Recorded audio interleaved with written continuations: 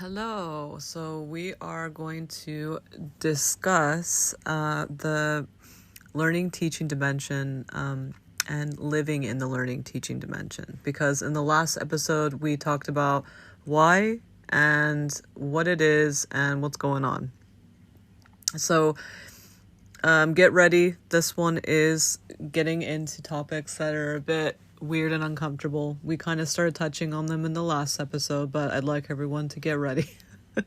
They are things that people talk about a lot.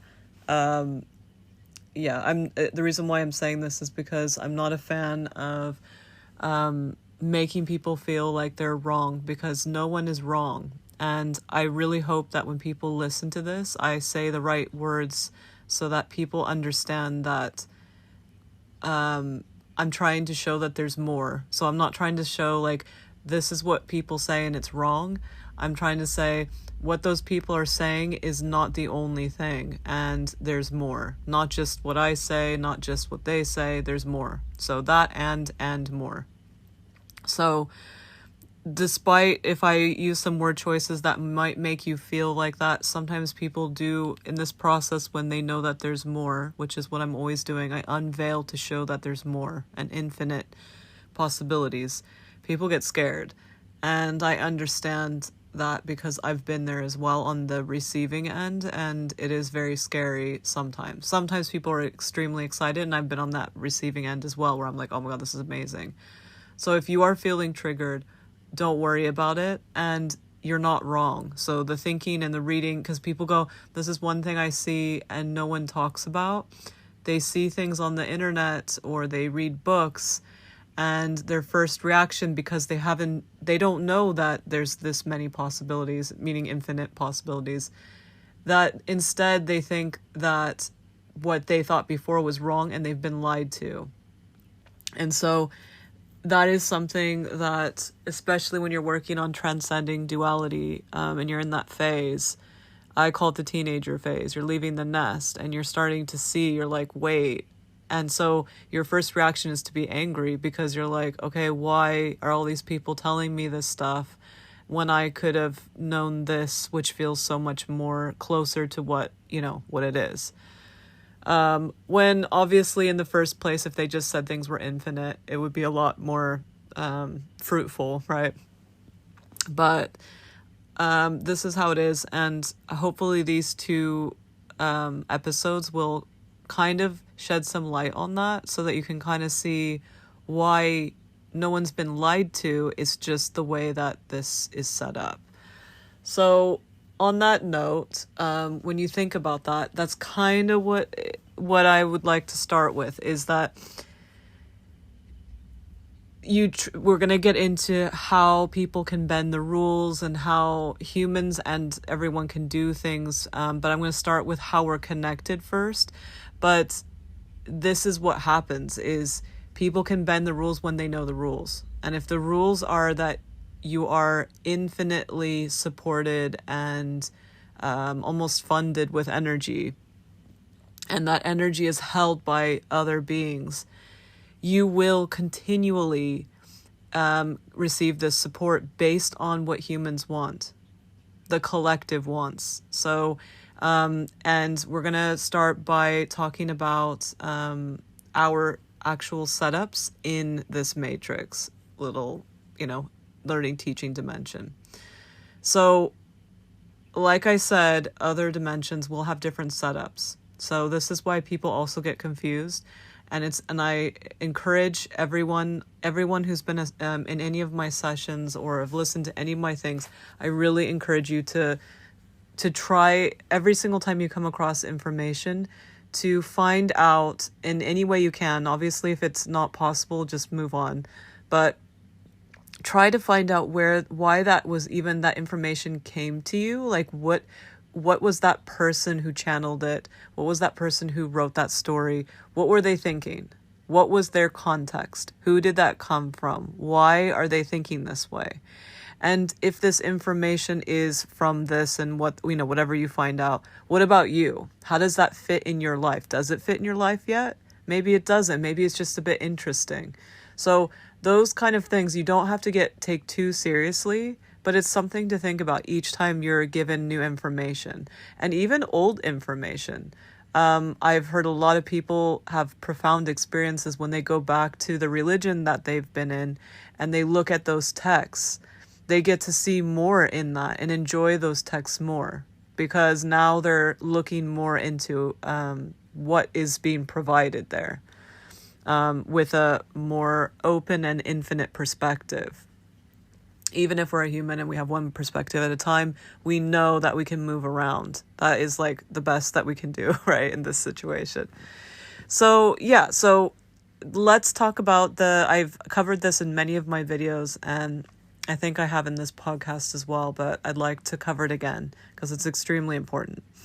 There are many different realities. There are many different dimensions, and there's also different realms. And I'm going to get into this in way more detail when we talk about countries and land and cultures and that kind of stuff. But for this, I'm just going to keep it simple with the three that I say that everyone shares, because everyone has different variations. And I myself recently, I was talking with Pan about this, and like he was explaining how there is a thing that I'm doing that a lot of people are probably going to start doing, but apparently it's not common or not at all. I'm not sure. I just don't want to know because it makes me feel isolated. But basically it's creating new worlds and realities.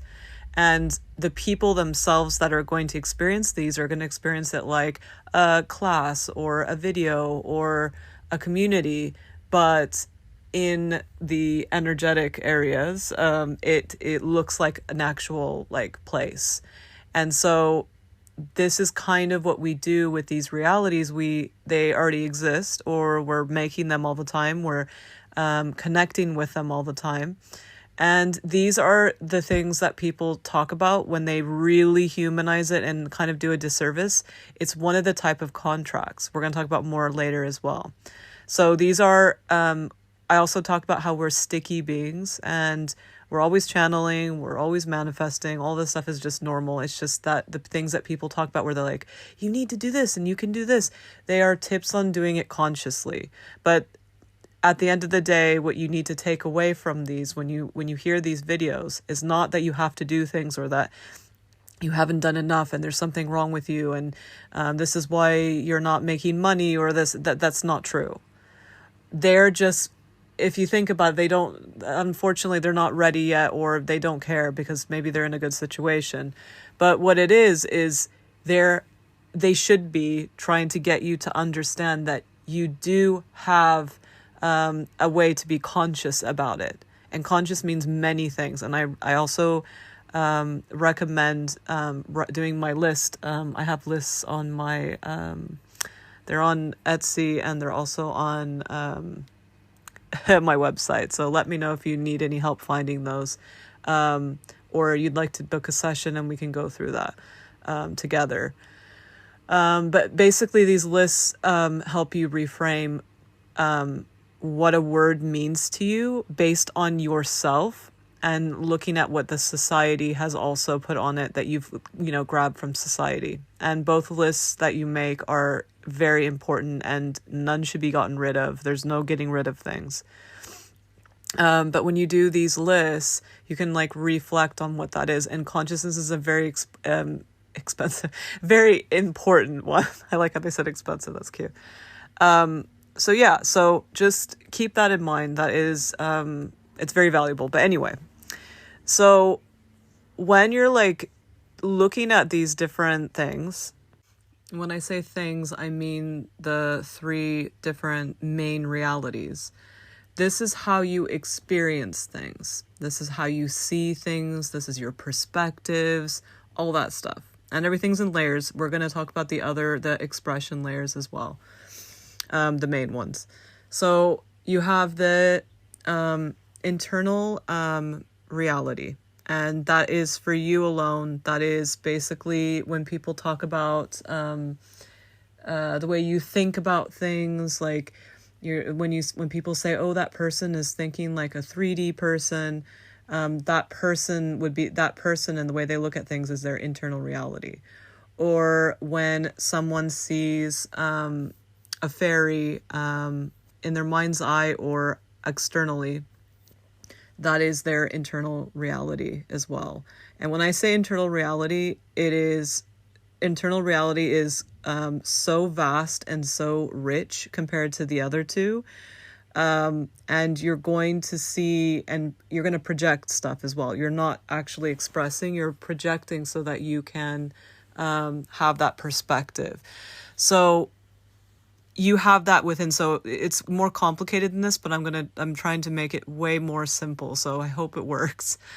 So every single version of you, so when people say past lives, it's your parallel lives, all the things around you that are happening all at once, they're within you, right? When you see the planets outside, those are within you as well. And this is why. I'm going to tell you in a second.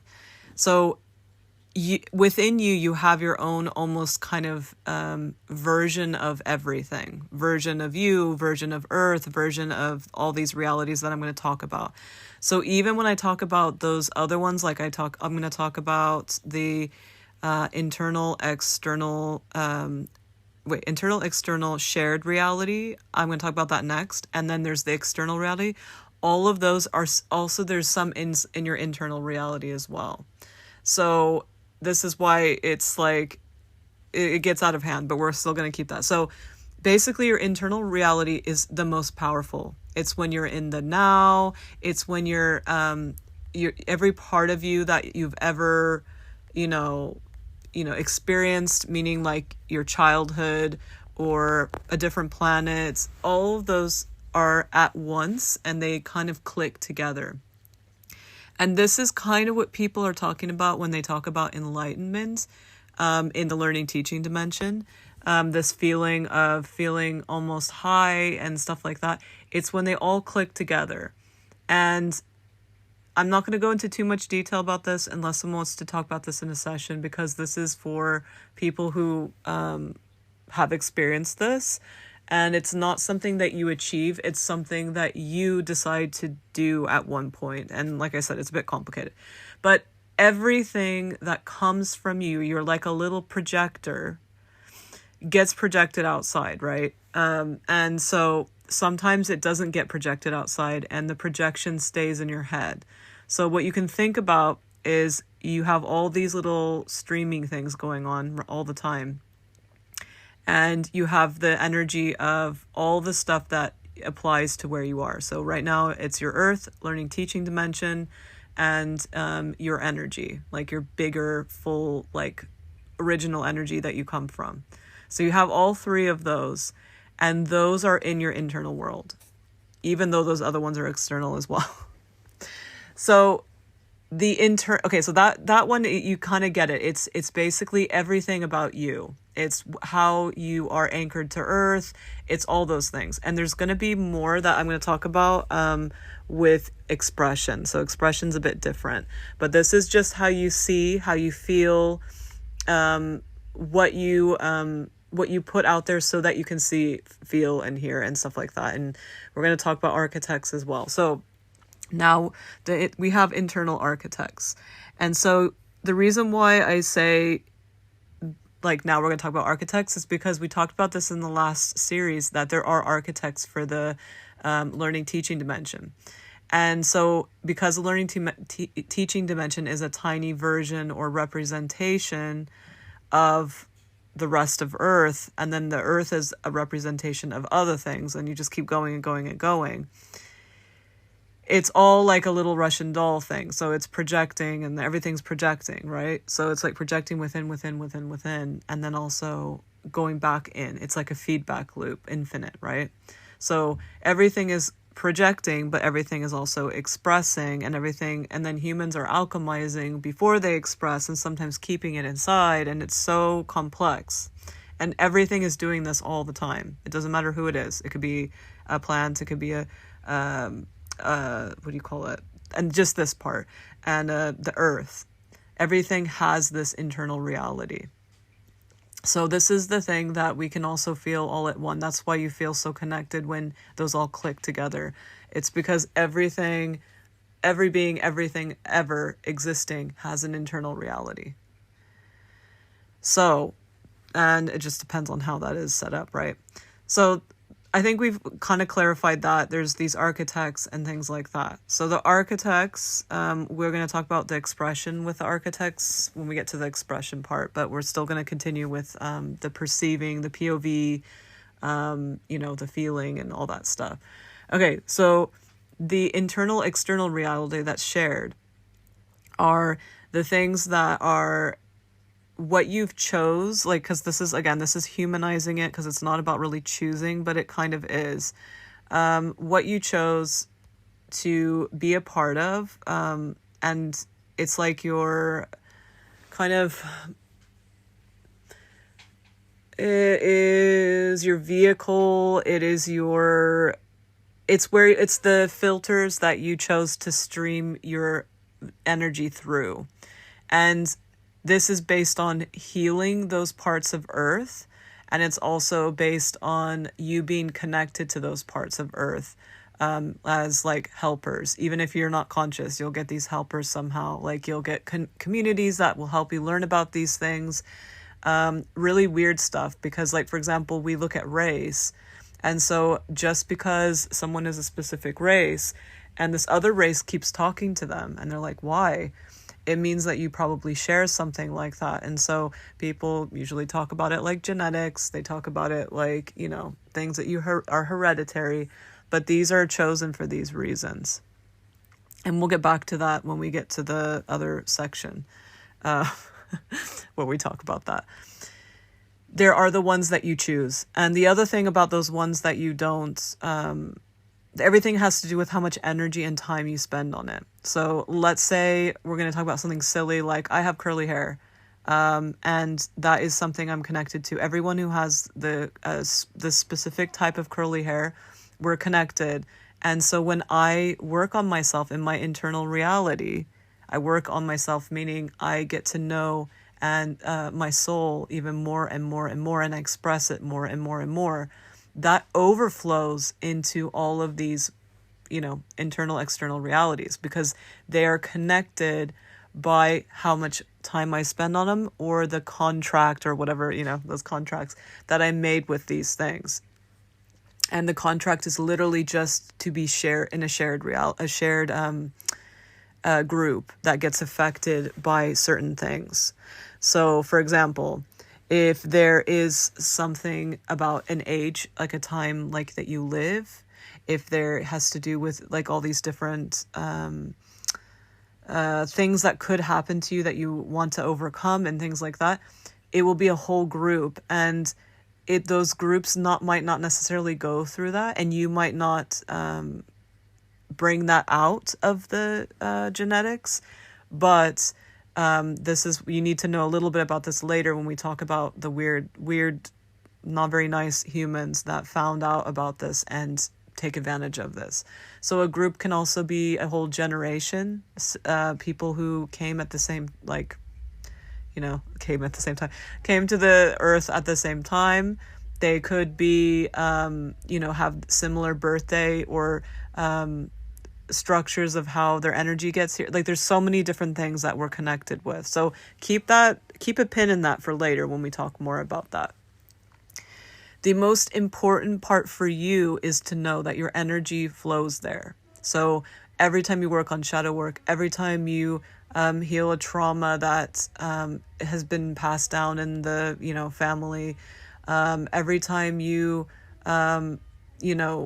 learn more about who you are and how your energy just being here without doing anything, what it does, and that everything you've ever done when you lived life, you were bringing that energy forward. So even the most horrible job that you've had, or horrible education experience you've had, you were bringing that energy forward, and maybe healing things as well, like different ancestors and parts of Earth while you're in those. Either it could be a location thing, it could be the people that are there, it could be the structure. There's so many different things that you could be pulling through. and helping yourself as well. Because when you do those things, we think, oh, well, I'm helping all these people and I'm so alone. I need to get paid for this. This is something people say a lot. You are getting paid. Every single time you do these kind of healing things for others or yourself, you get that too, because you're in that shared reality. You will get all that, you will uncover all of those mysteries, those important things. Like, I can't even tell you how many people have gotten downloads right after they've done shadow work, or right after they've healed and stopped a generational problem thing. Like, they healed that. They just get all of this information, and that comes from who you're connected to. You are basically getting more and more and more connected. Okay. So you have that going on, right? So you have that. And this is also another thing I'm going to talk about more probably in detail, but we'll see. But basically, another thing with this shared reality is another thing that people get upset with a lot of the time. And they say they are making us stupid. They are making us dependent. They are making us want this. This is what they're onto. They're onto something, but they don't know about this structure I'm talking about. So when you know about this structure I'm talking about, you can see why these people are upset, what they're feeling. What they're feeling is that you have these shared realities that some you didn't choose. And like I said, let's say it is a friendship, or not friendship, but a group that you were a part of, or you were, maybe a family group thing. Like they were like, they did this like group stuff, and you left it. Even when you give back to that group because you're still a part of it, in some ways, it won't go directly, right? But anyway, so when you do this, the choosing who, like in your everyday life, this is where the choice comes in. So unfortunately, like I talked about in the last episode, unfortunately, in a lot of, our TV, our social media, everything, it's filled with bots and ads and things that are to bombard you so much that you can't make a decision that you normally would, because those are just all the things you see. So it's not that you are tortured or that these things are bad. It's just that you might want, or something might be better, but these things are in the way. And the thing is that I have seen that it is quite beautiful. Your architects will make sure to clear the path, but you have to want this. So if you don't want this, I have a good analogy for this I saw recently. There's a girl that posted a video on TikTok about Pinterest, and she was complaining about how everything is AI art when she goes on. And she showed the page where she was looking up, like, I think hair inspo. And I never personally have done this, so I was like shocked, like, that she does this. But she literally went on Pinterest and she clicked buttons that are there. I didn't even know they were there, that are like keyword buttons. And I'm like, of course you got AI stuff. This is the stuff that they have that probably was paid for the website. And of course they're going to show that. It's just like going on an Etsy website, which is the handmade website, and you pick what the people have chosen, like Etsy has chosen. It's going to be like the vibe of what they, who's paying money or who's going to give them more, whatever, right? It's a company. So this is something why this happens. So you will have more of this junk coming to you the more you just go, okay, I'm tired. And that's fine. There's nothing wrong with it, but don't complain. So like, if you're like, oh God, I'm so tired. I just want to scroll. I just want to I want things to come to me. And this is what you're going to get. If you think about it, you're going to get the ads. You're going to get the things that are all there. And they're not really what you want. They're just the things that are paid for or popular or whatever. Not even popular, but popular based on money. Or robots that can bots that can, you just put in a code and it pays a little bit of money and it does the things manually and you don't have to do any work. You're going to get that. So you do get what you put out there. So I bet some people are like, okay, well, what do I do? Okay, well, when you're having a good mood, when you're having a good day, or you've been working on thinking of what you like, or you're inspired, go on those websites and put in those keywords.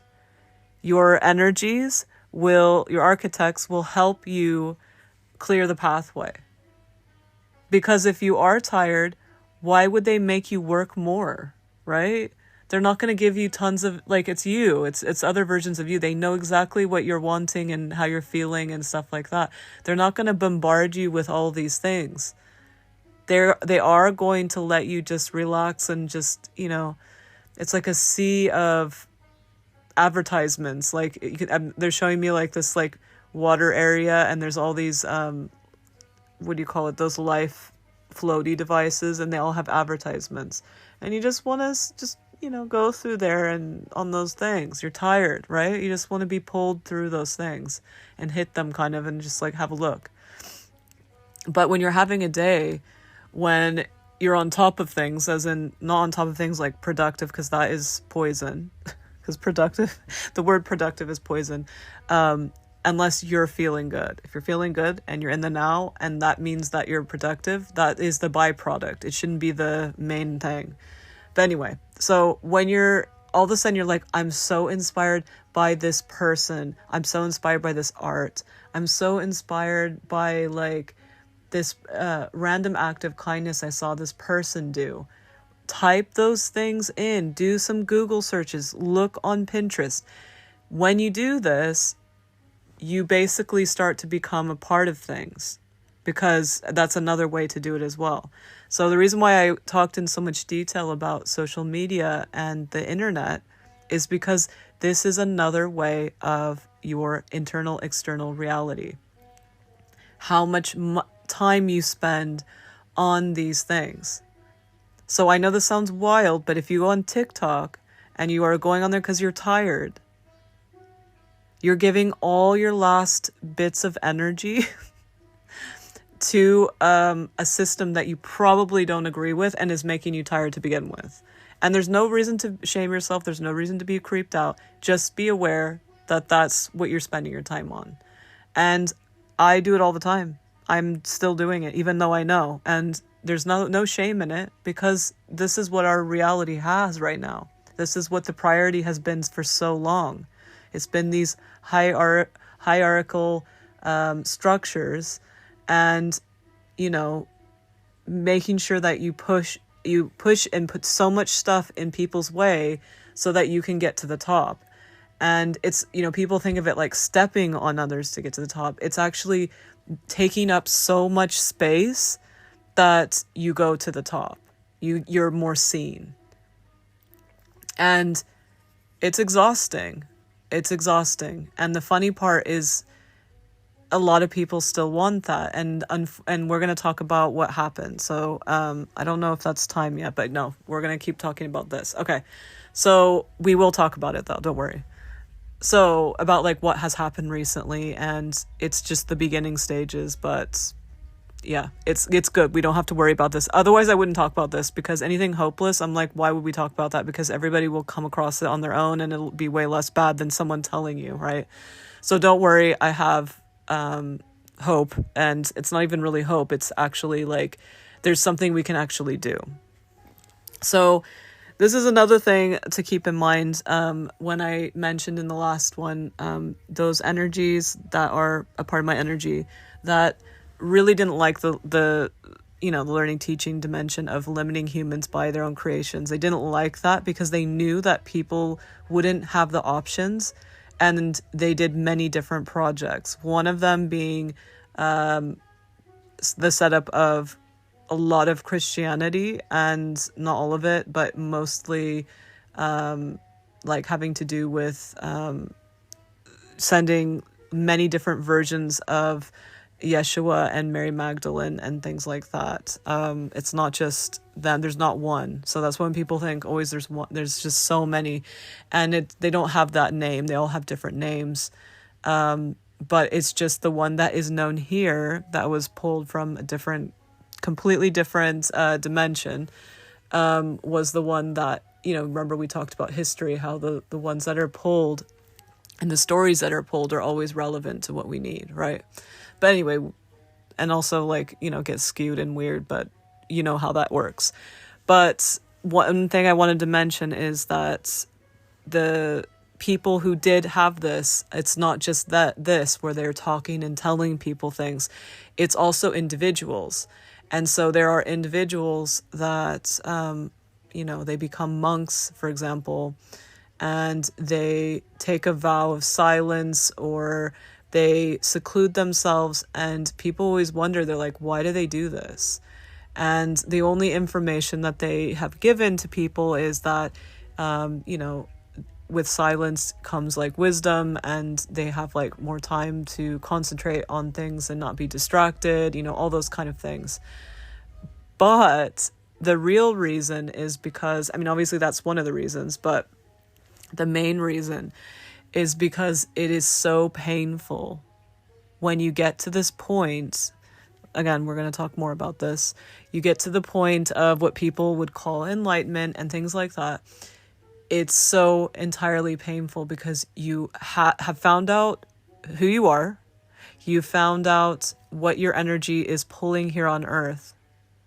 But you also find out that you can't force things on people. And you have to wait until people are, there's a waiting thing, which is the thing that drives them crazy, or you have to create things. So some of them have created things in the physical. A lot of them, when they first, again, we're being linear, when they first started, they did these kind of things where they went in caves and things like that. But they started to get into the arts, and they started to give back to the communities that were around, because they couldn't really explain these things to people, but they could create art or copy things. They even had little copy book situations, and this is all cultures. It's not just a specific culture. They did this because this was their only way of expressing without either getting in trouble. They still did, but getting trouble from other people, ignorance, things like that. There's other cultures that everyone knows about where they're kind of the mystics of different religions, and they do the mystery schools and things like that. And again, they hid because it's not always this, because some of those schools are actual schools and the people aren't there yet, but the people make those schools and make them hidden and teach these people and kind of keep them in a secluded area, because it is so painful. You can't just walk up to someone on the street and be like, I know how to heal you. You can't do that, because it's not fair to the person and it's not fair to you. And it would probably make someone really mad and make you feel very uncomfortable and sad. So you either be sad on your own, like a hermit or a monk, or you do that. And so there's a lot of sadness with this. The story of Yeshua, for example, and even Mary Magdalene, since Mary Magdalene was completely cast aside, is who cares? Her part of the story is very important as well. But Yeshua, what he went through, that storyline, there's many different storylines, but this one that we've chosen to talk about, how horrible. Can you imagine you learn everything and you just want to tell people about, you just go in, and then they still, over time, and from our perspective, they still keep being weird about it and saying they got even weird about what he said. This is so sad. But anyway, so it is a painful process being in the learning teaching dimension, and having all the people, for example, anyone, if you think about it, the kings, for let's say just that time period, the kings, they're going to be supported. They're going to be supported by all the energies, because that is how humans have decided to structure. Remember, because they're limited based on those things. Everybody wanted to be rich. Everyone wanted to be a king. That means that it was still a need. That's just an example. There's many other things. There's also the, later afterwards, a pope. There's all different kinds of things going on. They all wanted to be in that specific thing, or they wanted to be a man so that they could blah blah blah, and you can't really change that, but you know what I mean. So if you think about it that way, how I remember even as a child when I was learning about Christianity through Catholicism, I was just like this poor guy. Even as a kid, I was like, how can he do this when these people are just misunderstanding him? And you can't really tell them. And he wasn't really, if you think about it, he was just like doing stuff, and they would come, we won't get much into it yet. But it's just, you think about it and you're just like, and it's not, because people think it's a time period thing. They go, oh, this time period is just, they're ignorant. No, it's a knowing yourself thing. And so this is another thing that people do that is quite upsetting, is that, oh, well, they're just primitive people. No, they're a different dimension. Or reality, depends on which one we're talking about. But they might know, those people might know themselves way more. That is basically, that's the problem, is you only know others and yourself as deeply as you know yourself, right? So anyway, this is just telling you how important that internal reality and the internal external reality is, because when you're looking at stuff, it's incredibly important to see where your energy is being put. Even if you have a tiny bit of energy, energy meaning attention. So that's how, when you start, it's attention. So what are you paying attention to? And I know that sounds really obvious, but when you start to watch what you pay attention to, and you can say spend time, but I think it's better to say pay attention, because sometimes we're like, okay, well, I didn't spend that much time on this. No. What did you pay attention to? What are you obsessed with? What are you not obsessed with? What are the things that you're forcing yourself to be obsessed with? And you're like, oh, I need to do this. I have a deadline. Sometimes it is about how much time you spend, and sometimes it's about how much you're paying attention. So let's say, for example, right now there's the alien document things. They're not aliens, but the UFO things, because it's not really aliens. It's complicated. And that's also why they're struggling, is because it's complicated. And this is why they haven't told anybody, because it's complicated. They would have to change everyone's mind, and it doesn't have to do with the learning. Now it does. Now people can do stuff like this, but we'll talk about that in a second. But anyway, it's like this when you go on TikTok, for me anyway. I haven't been on there for a while, so it's not having to do with what I'm doing. It's more about my energy showing me how people are feeling and stuff. Because sometimes it's a temperature thing for other people. Sometimes it is based on what I've looked at. Sometimes it's all of the above. And sometimes it's my energy is coming to send my, architects sending messages and things like that. So anyway, in your shared internal and external reality, they're going to share things in that. So it won't be your external reality. It will be your internal external reality that you share with others. So, and when I say others, we think of just communities and people, and like I was saying about genetics and things like that, and family and things like that. But it's also those things like social media, where you spend time. So a quick example is, if I'm working on all these things, and for example, I have this British Museum thing that a lot of people were coming, and now they're just not coming because of that weird thing that's going on, but we won't talk about it. And so now when I don't go out there, if my energies want to share something with me, my internal external realities that I share with others is primarily going to be my partner. It's going to be my friend. It's going to be things I see on TikTok. And then if I'm not looking on TikTok, then they're going to probably more approach me directly, and I won't be as distracted. So I do like having things in the internal external reality. I think it's very cute to see like a fox run and look at me all of a sudden out of nowhere.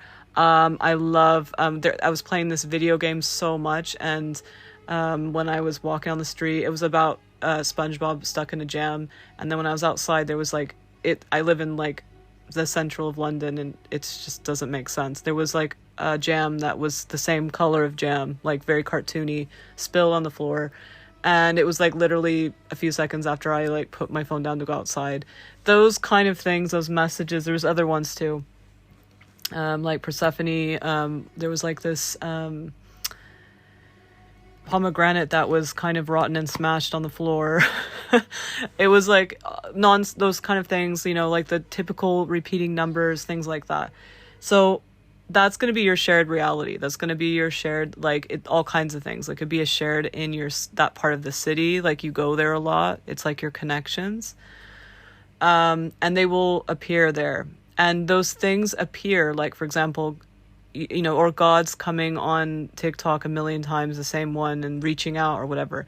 They come through your architects. So the architects are pieces of you that are seeing from a bigger perspective and can put things into your internal reality and external reality, or internal external reality, in those groups and stuff. So sometimes a friend or someone says like the most amazing thing and people are like, that's an angel. No, it's you leaving a voicemail to you. And it could have been an angel version of you, but it's not an external thing. It's you using external things. Now, if they directly come and they're like, I'm an angel and blah, blah, blah, that's a different thing.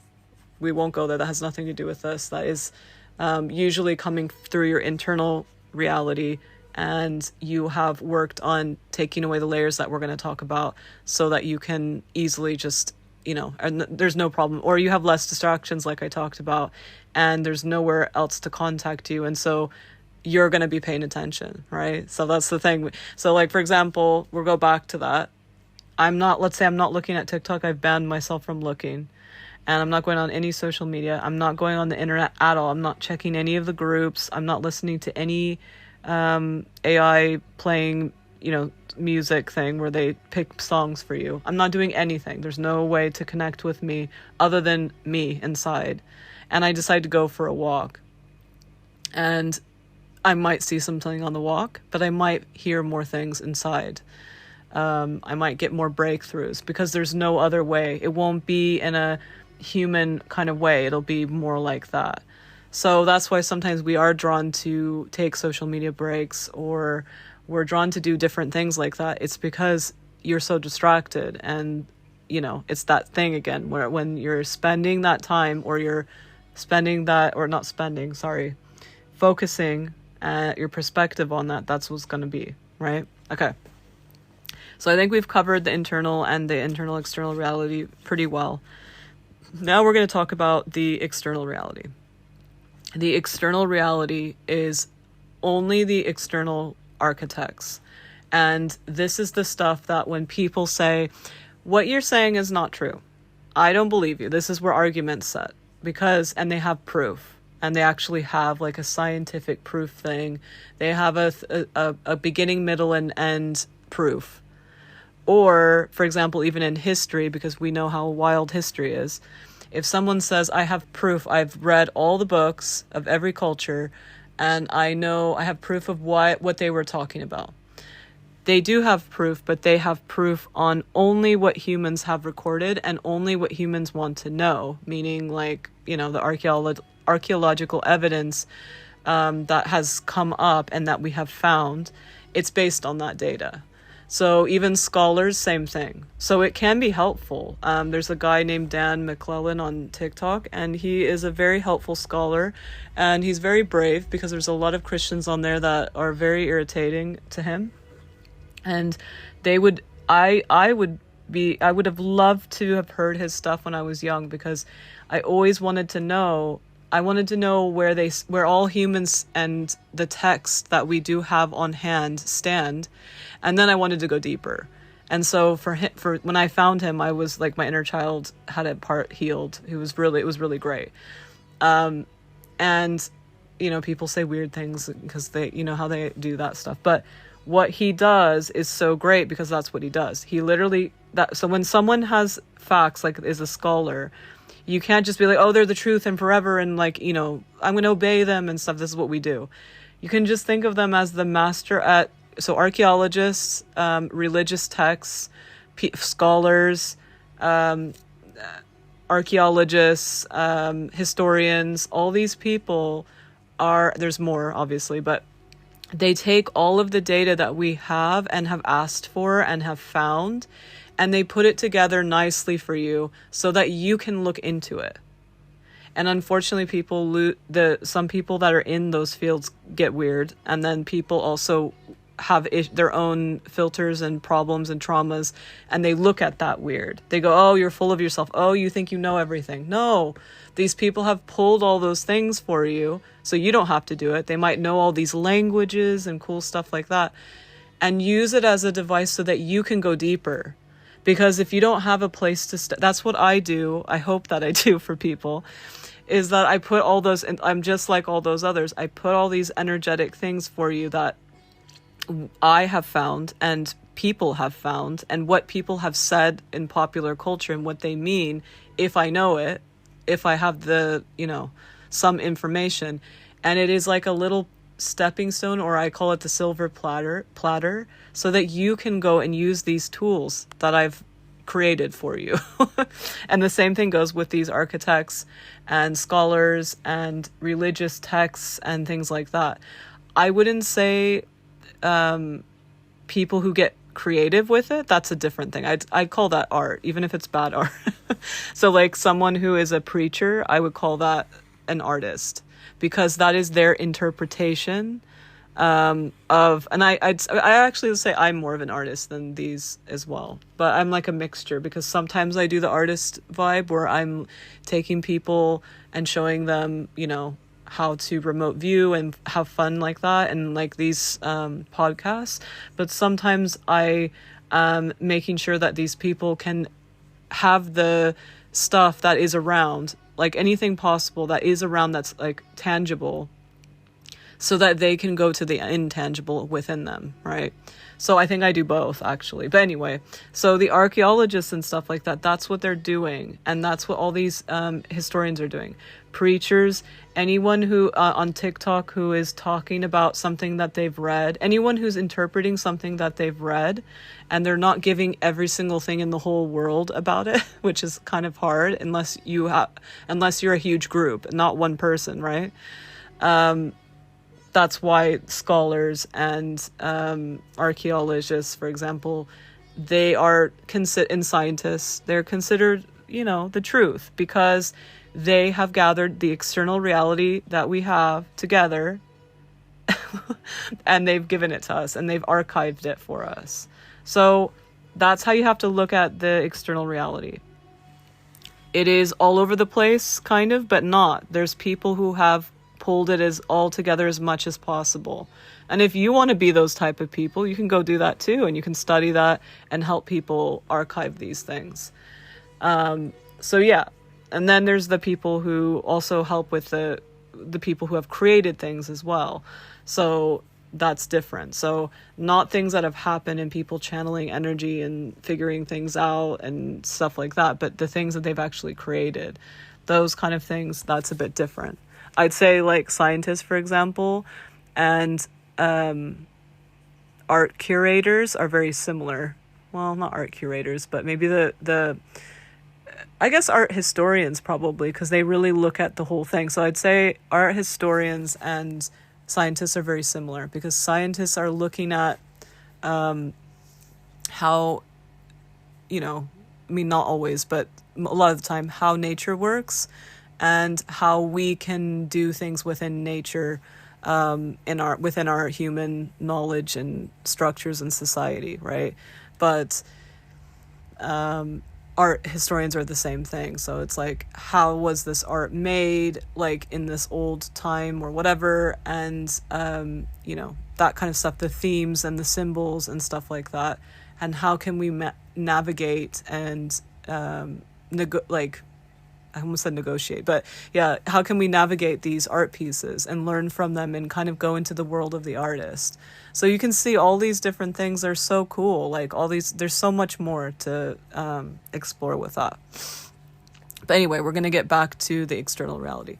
So when someone says, oh, this person's out of touch with reality, this person is crazy, this person has schizophrenia, this person's a liar, this person is, wrong, all of those are untrue. It's just because there's also other realities that I'm not going to talk about. Where are they getting that information? What is their motive? The motive can be the thing that you can hold them accountable for and be like, hey, buddy, stop lying. Like the fact that they want to lie, stop. But where did they get it from? I would be curious about that. I've asked people that before and it doesn't end well. They get very frustrated because their whole motive is to lie. So they're like, what? I'm like, I just want to know where you got it from. And they don't know because their intention is to lie. They pulled that energy or that storyline that we would say is fabricated from somewhere, but it's possible they created, but I highly doubt it. A lot of these people who are lying, they don't have time to, if you've ever composed an art project, like a painting or something, it's not like you can just do a quick sketch, but it's not the same as when you really think about it and pull in all that energy and things like that before doing it. And you do a sketch and then you do this and then you do that and then you have a painting, right? So these people who are lying, if they have a full-on story, they're literally borrowing from another reality, another dimension, another version of them, and they're seeing that very quick. Like to get that quick of information, they're not creating it probably. But their intention is to lie. We talked about that already. Or actually, no, I talked about that in one of my voice notes. If you guys are curious, I can send it to you if you can't find it.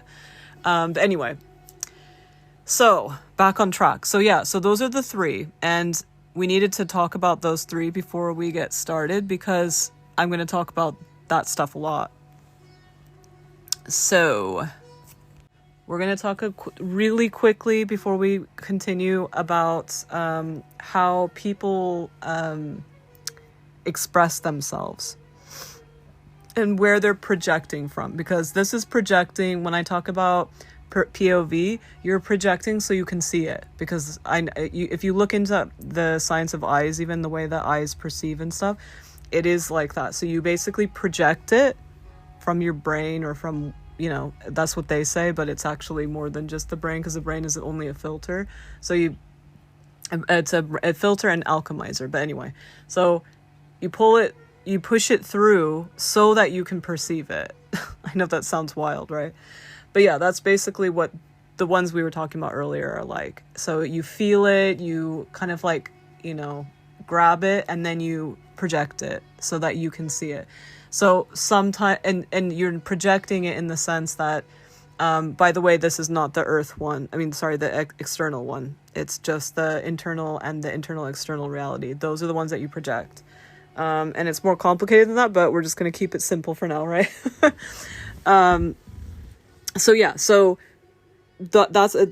We talked about those, and now we're going to talk about the expression.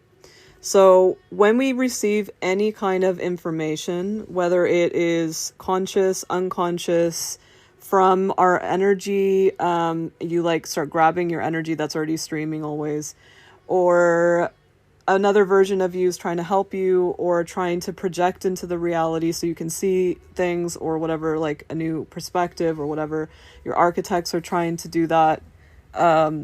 It's possible that they can't do that. And you are, and the reason why is because you're in control. And this is something I tell people a lot, especially if they're having any worry that they're being in psychosis.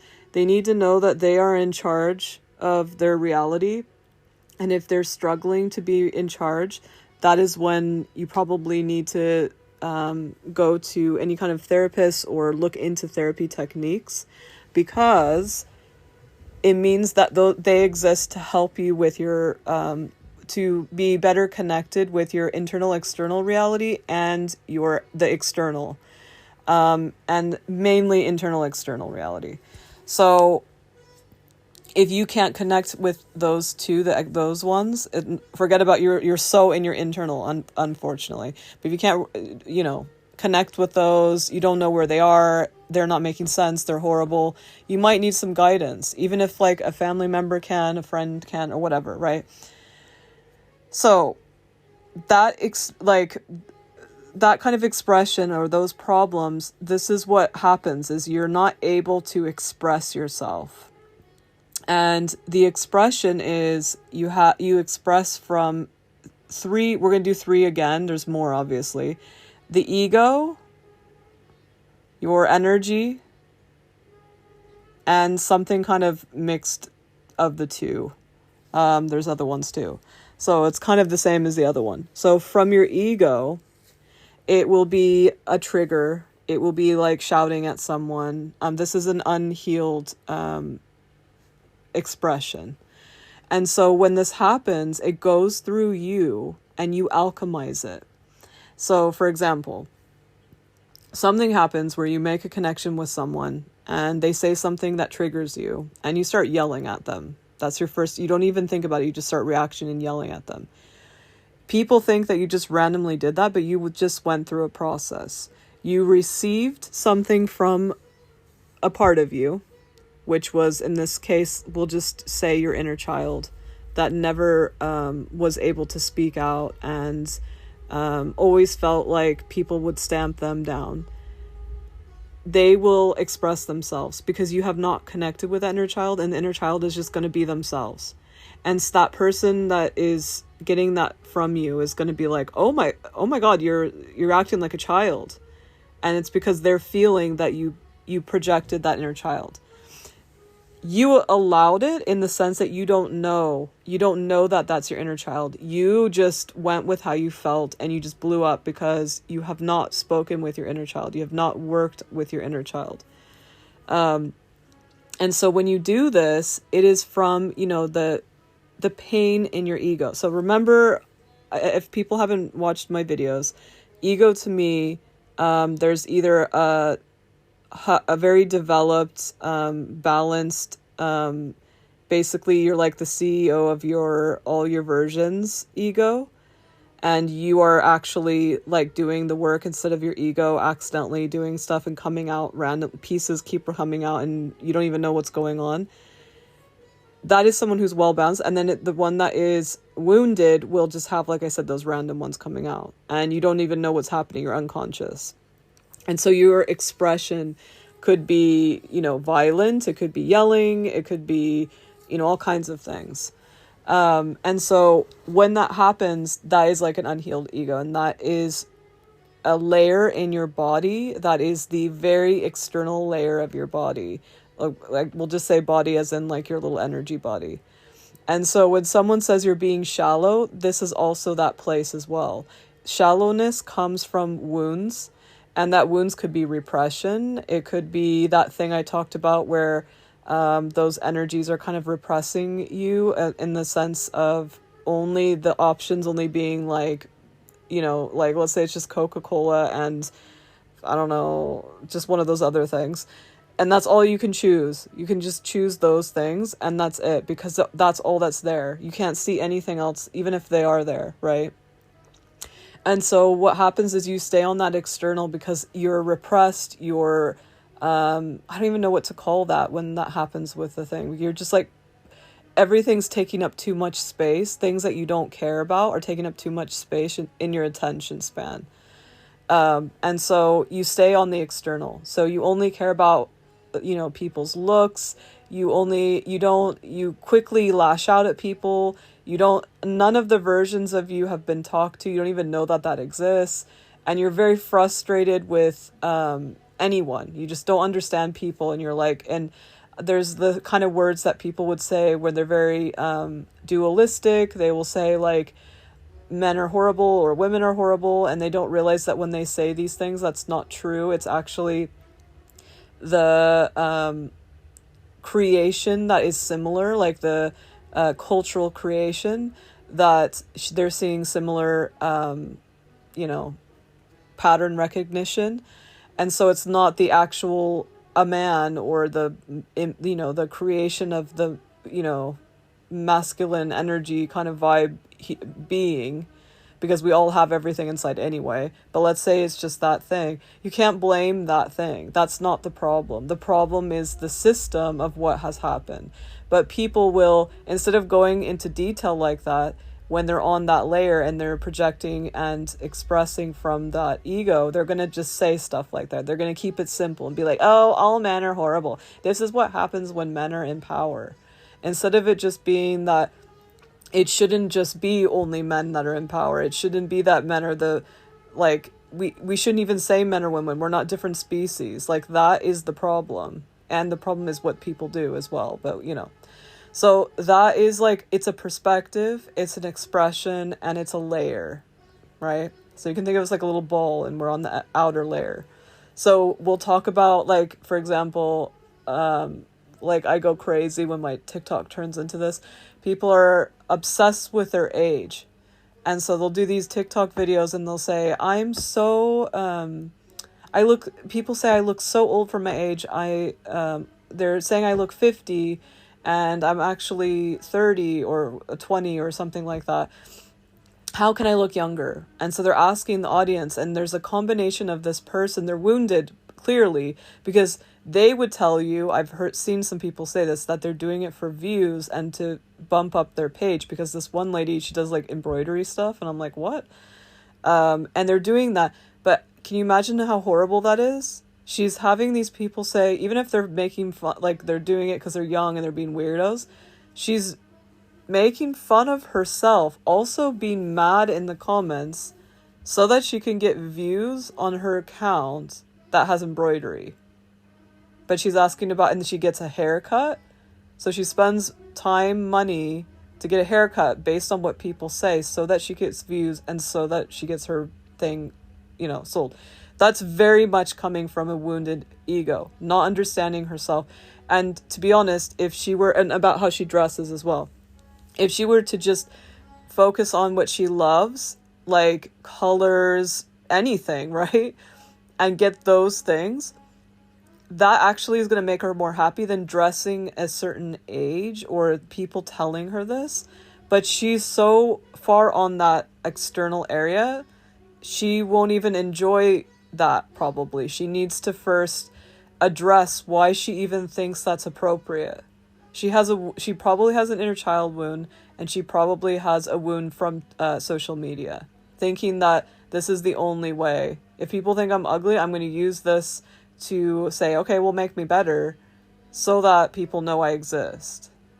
And I've seen this so many times about different things having to do with beauty, having to do with weird stuff like clout. That's so weird. And then they can't keep the account up and they get desperate.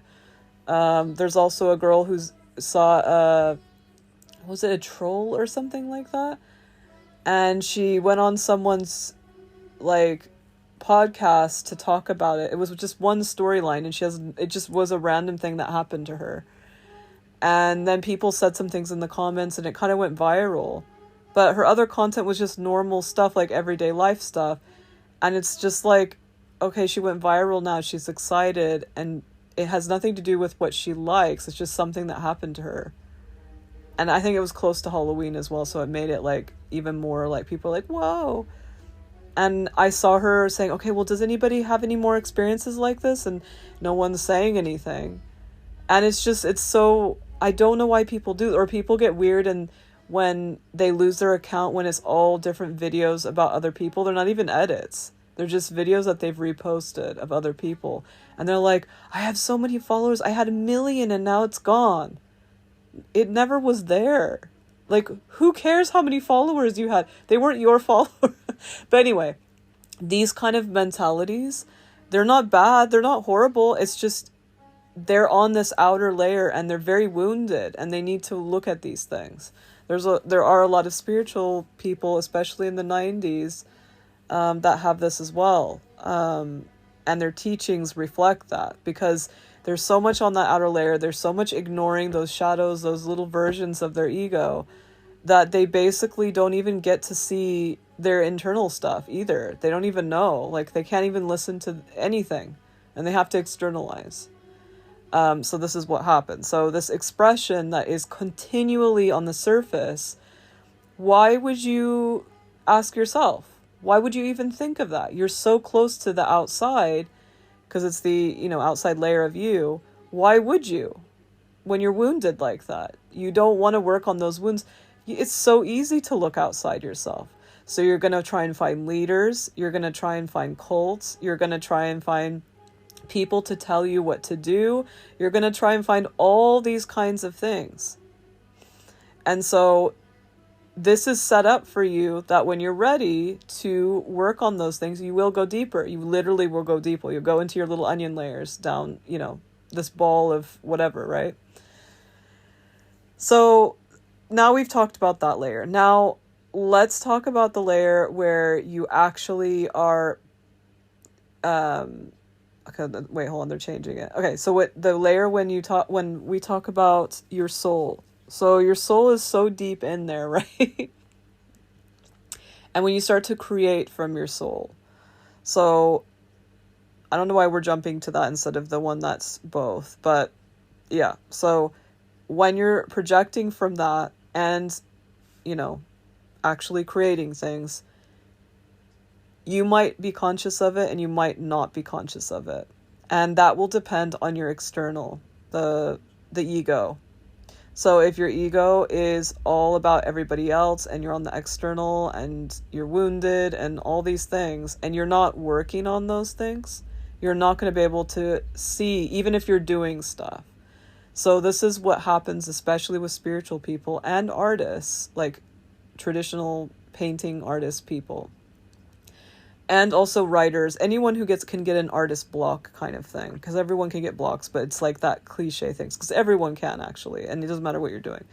But you get this, you all of a sudden get so inspired and excited to do things, and then you get this block. And it's not an ADHD block, it's like an actual block. And it's because of this. So what happens is you're in this, part of this, and you're trying to make things. And so you're forcing it. And so you can think of it like this very deep layer that you try to get through, like you're swimming and as deep as you can go, but you can only hold your breath for so long before you're going to have to go back to the surface. So that's kind of why these blocks happen. They're not blocks. It's because you can only hold your breath so much to grab that stuff and come back up. Because you can think of it like grocery shopping. And like I said, it's not that you want to get rid of your ego. You don't, people say that. You don't want to get rid of it. You don't want those things. You want to be the boss. You want to be able to travel from, what you want to look like and those cute little physical things, how you want to present your website, how you want to do those things and that are external, right? You want to do that, but you want to be able to dip and hold your breath and go back in, or not even need to, right? So when you get to that layer, the layer of your energy, and you are conscious of it, and some of it's just coming through anyway, you start to redirect it, right? So you're actually doing more processes than the external. So you're alchemizing the energy coming through, I guess from within, right? And you're projecting it out and creating with it. So, for example, one of my things that I like to do is, there's a lot, but one of the things my energy likes to do is to unveil things for people so they can see their possibilities, right?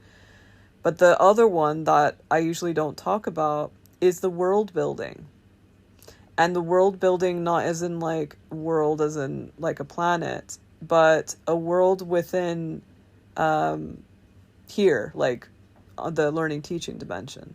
Because some of these things people don't know about. I'm bringing these worlds and these possibilities and structures to whatever it is. It could be like a fun thing. Like I did it in tiny ways. That's the funny part you start to see. I would, obviously I made fashion collections. I made little collections. It's a whole little world. I would have parties that were completely a full-on theme. Everything from party favors to the way the food was made to how everybody was dressed to the decorations, all of it. That's a world building thing. So to us physically, we see this little almost like play and physical stuff. But what I was energetically doing was something that makes people feel like they have another connection. And I know it sounds funny because it could be anything. It could be so silly. So basically planets and world building is basically giving people possibilities. So not only do I like my energy like to unveil the person's possibilities, but I like to show the possibilities that my energy has and the places my energy comes from, so that those people can also have those options too. So I was very attracted to people who were on those external places. That's another thing that for another time to talk about, but I was extremely attracted to it. So people think about things attracting to you, but it's actually you. You are attracted to these things. And if you don't know about yourself, then you don't know what you're attracted to. And then you think, oh, I'm attracted. Yeah, I talked about this in also one of the voice notes, but I can talk more about it if people are interested. So anyway, so when I was attracted to those world building things, this is the kind of thing where I was pulling my energy, that when I was doing those ones, like the fashion one and those other ones, I was doing the holding the breath thing, grabbing it and pulling it through. And because I was doing that, I'm exhausted. So the things I want to do and the people I want to see are going to be different than someone who can do it with ease, right? I'm going to be around different people. So those people that I was attracting, they didn't appreciate it. They were like, oh, this is just a cool party, whatever, bye. Or they didn't even come sometimes. And that's kind of what happens if you're not knowing. So now I'm in the place where I'm aware that I do this world building thing, but it's new for me. I am newly able to go deep and it's easy and things like that. And now it's the process where I get to just make it for myself. That's the process I'm in right now. And it's very uncomfortable for me because I want to build these worlds for other people. Now I'm uncovering and giving myself options, and I want to give it to others. I'm like, please, where are these people that they're not going within and they don't have these options? I want to give them my options, even if they're not good for them. I want to do that. I wanted to do that. So you start to learn those lessons when you are in all these different layers. Okay. Now that you know about this, we're going to talk about where we filter those things. Like, what do they filter through? So we're pulling those things in. Where are they filtering from? By the way, there's more of those expression ones, but apparently they said to skip them. And so that's all that we're going to talk about. It's a lot anyway. But the next part is those parts. Like, what, Okay, I forgot to mention before we moved on to the expression, I want to talk about external reality a tiny bit more. So we're going to talk about that really quick, and then I'm going to talk about your body, basically, and your contract is the body, basically. But we're going to talk about that in a second. So there are, actually, you know what? I might talk about this later because I can talk about it with I'll talk about it now. Okay. So in the external reality, remember how I said you have internal reality architects. So there's the architects and the archons, and I talked about this in the last episode as well. I'm going to just touch on this very quick, and then we're going to move on, and then I'm going to add more later. But basically, when people talk about aliens, like the different ones that they say, like, oh, this, not all of them, but if they say Palladians, or they say this, or they say that, these are sometimes the architects, but the architects are actually, that of the external reality, are kind of like managers. And something like the Galactic Federation, for example, is basically the, you can think of it like a recruiting company, or not recruiting, but like those places where they do temp agency. Yeah, it's a temp agency. And it's also agreements of where those energies can come in and what humans can talk to them about, and vice versa, all this stuff. It's kind of like, what do you call the people who are, I forgot the name all of a sudden. A diplomat. I keep remembering. Diplomat. It's like a diplomat as well, like a diplomat agency kind of thing. So they know how these people are feeling, and not people, humans are feeling, the temperature, what's going on, what they're going to do in the learning teaching dimension and stuff like that, which energies can come through. And for example, there is a difference between, actually maybe we should talk about this later when I talk about aliens and the way the energies are flowing and stuff. I'm just finishing this up about the architect stuff. So they will work on, there are ones that are already in the system working on stuff and change things in the external reality based on those overflows. So you overflow into your shared ones that you pay attention to, and those shared ones overflow into the external to change. And those aliens and beings and stuff like that that work in those things that look like spaceships and stuff like that, from many perspectives, it's symbolism. It's the way we see it. Just like in the old days, I guess what you would say old days, the chariots and things like that. That's what they thought they looked like. When they saw that in their mind, they're like, what is that? So this is what we think about those. We think they're space aircrafts, but it's actually, you can think of it like a group or a representation of that group or those beings that need to come into the reality. It's kind of also Avatar vibes, but in the air almost. But we won't go there because that's also another thing. But anyway, so that's what I wanted to talk about that. It's about that, how that external reality is maintained. So that's why we can't really do anything to it. Like, for example, yeah, you can't. The only way you could do it is through your external reality or internal reality.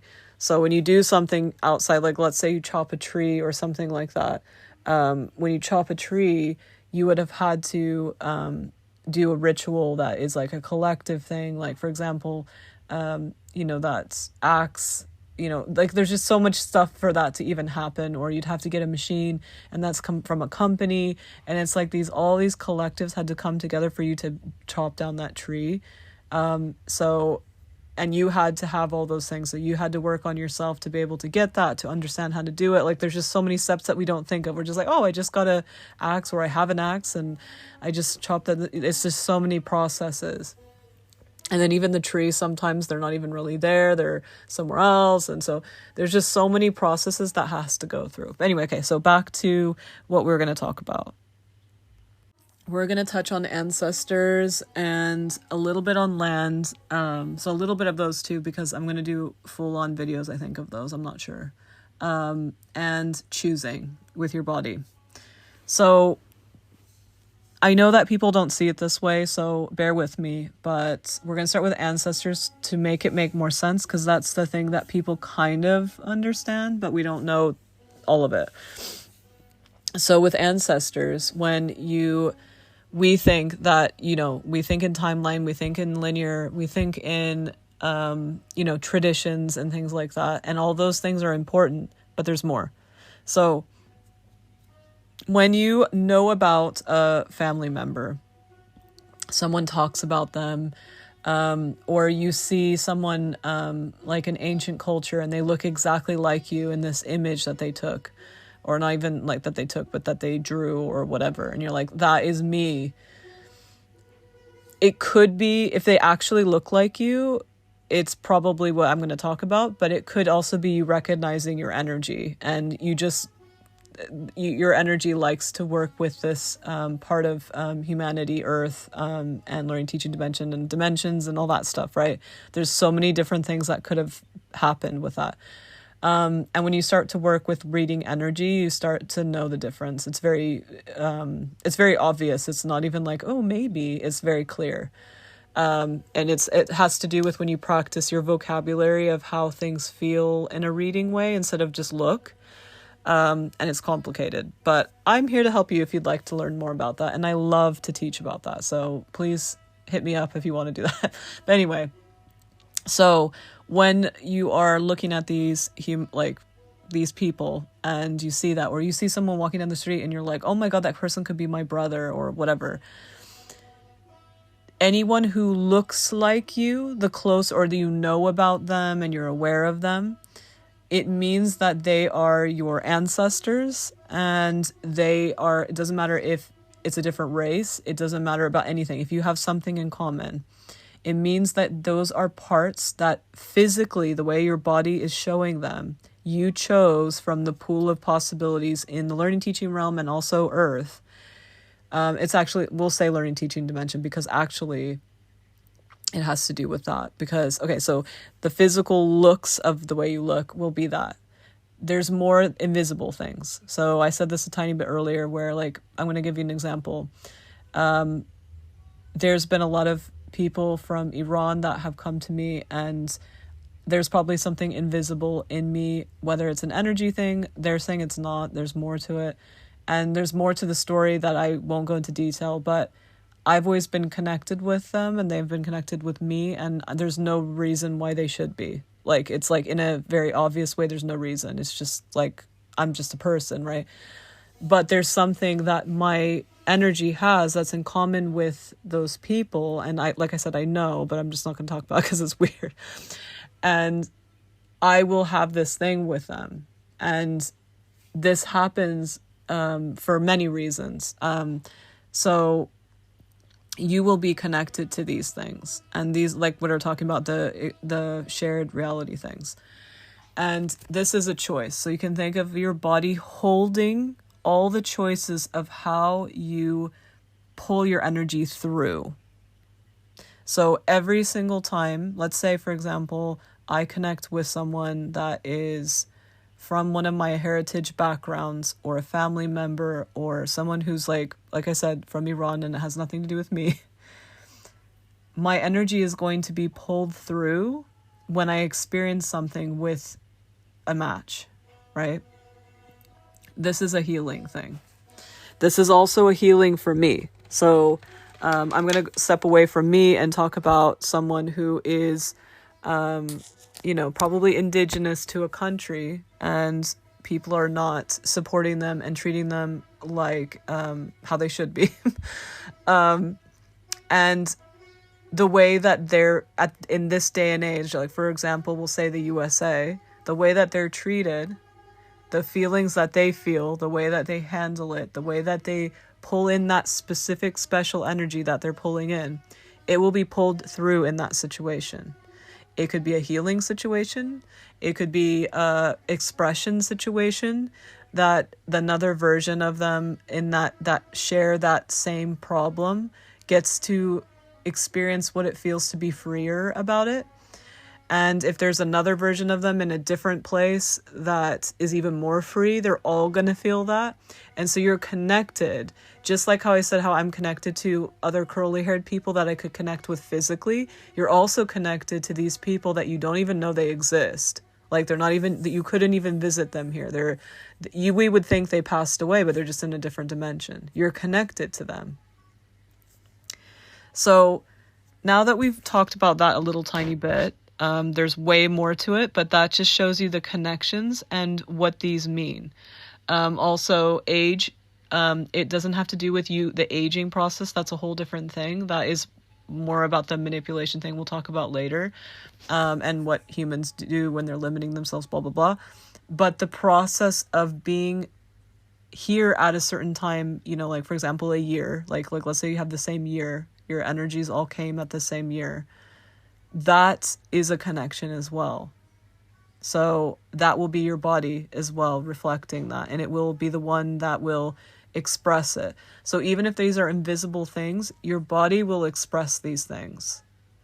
So we'll get, again, more into that in a second. Okay, so the other thing is blood types, and we're going to get more deep into this when we get to the other section of, so we're talking about what we do, and then we're going to get to what beings can do with these collectives. So we're talking about the collectives first and then the other collectives. So first thing to understand is that your heart is a combination. This is why I think we skipped this in the last thing. Your heart is a combination of your ego that you've built and your energy, your soul, basically, and your energy that you're pulling through.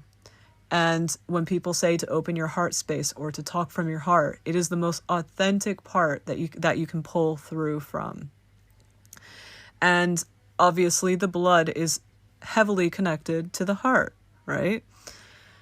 And so when we pull this through, this is directly related to those types of blood types. I'm not going to get into detail about the different blood types because that makes people do the thing where they pick and they see and they're like, oh, I want to be a part of that group. I'm not going to do that. I'm only going to talk about one of them, and because it's what we're going to talk about a bit. And I'm also going to talk about the negative part as well and what the negative is. There's also way more than what I'm saying. I'm barely talking about it because I'm only talking about the parts that I think are a really good stepping stone to empower people and not to make people afraid, because there's no reason to be afraid. It's just to understand the mechanisms, kind of like a scientist almost, but it's not science. Just like you have to think of it like this is how it works, because that's what we're doing right now. We're not getting to any opinions. That's why sometimes I say creepy and stuff like that, because I know people will have strong feelings about something, but let's take our opinions out of it until afterwards. We can do that after we've learned how it works. Then you can go, okay, this is really gross and I don't like this and I want to change this and I want to pay attention to this less or more or whatever, right? But take that out first, the opinions. So, and it is weird. It's weird. So when these energies, the fall, that people love to talk about, there's all kinds of falls. Falls just means that you go from being huge to small or more compact. Some people say vibration, like a thicker vibration, like physical, slower, like, that kind of stuff.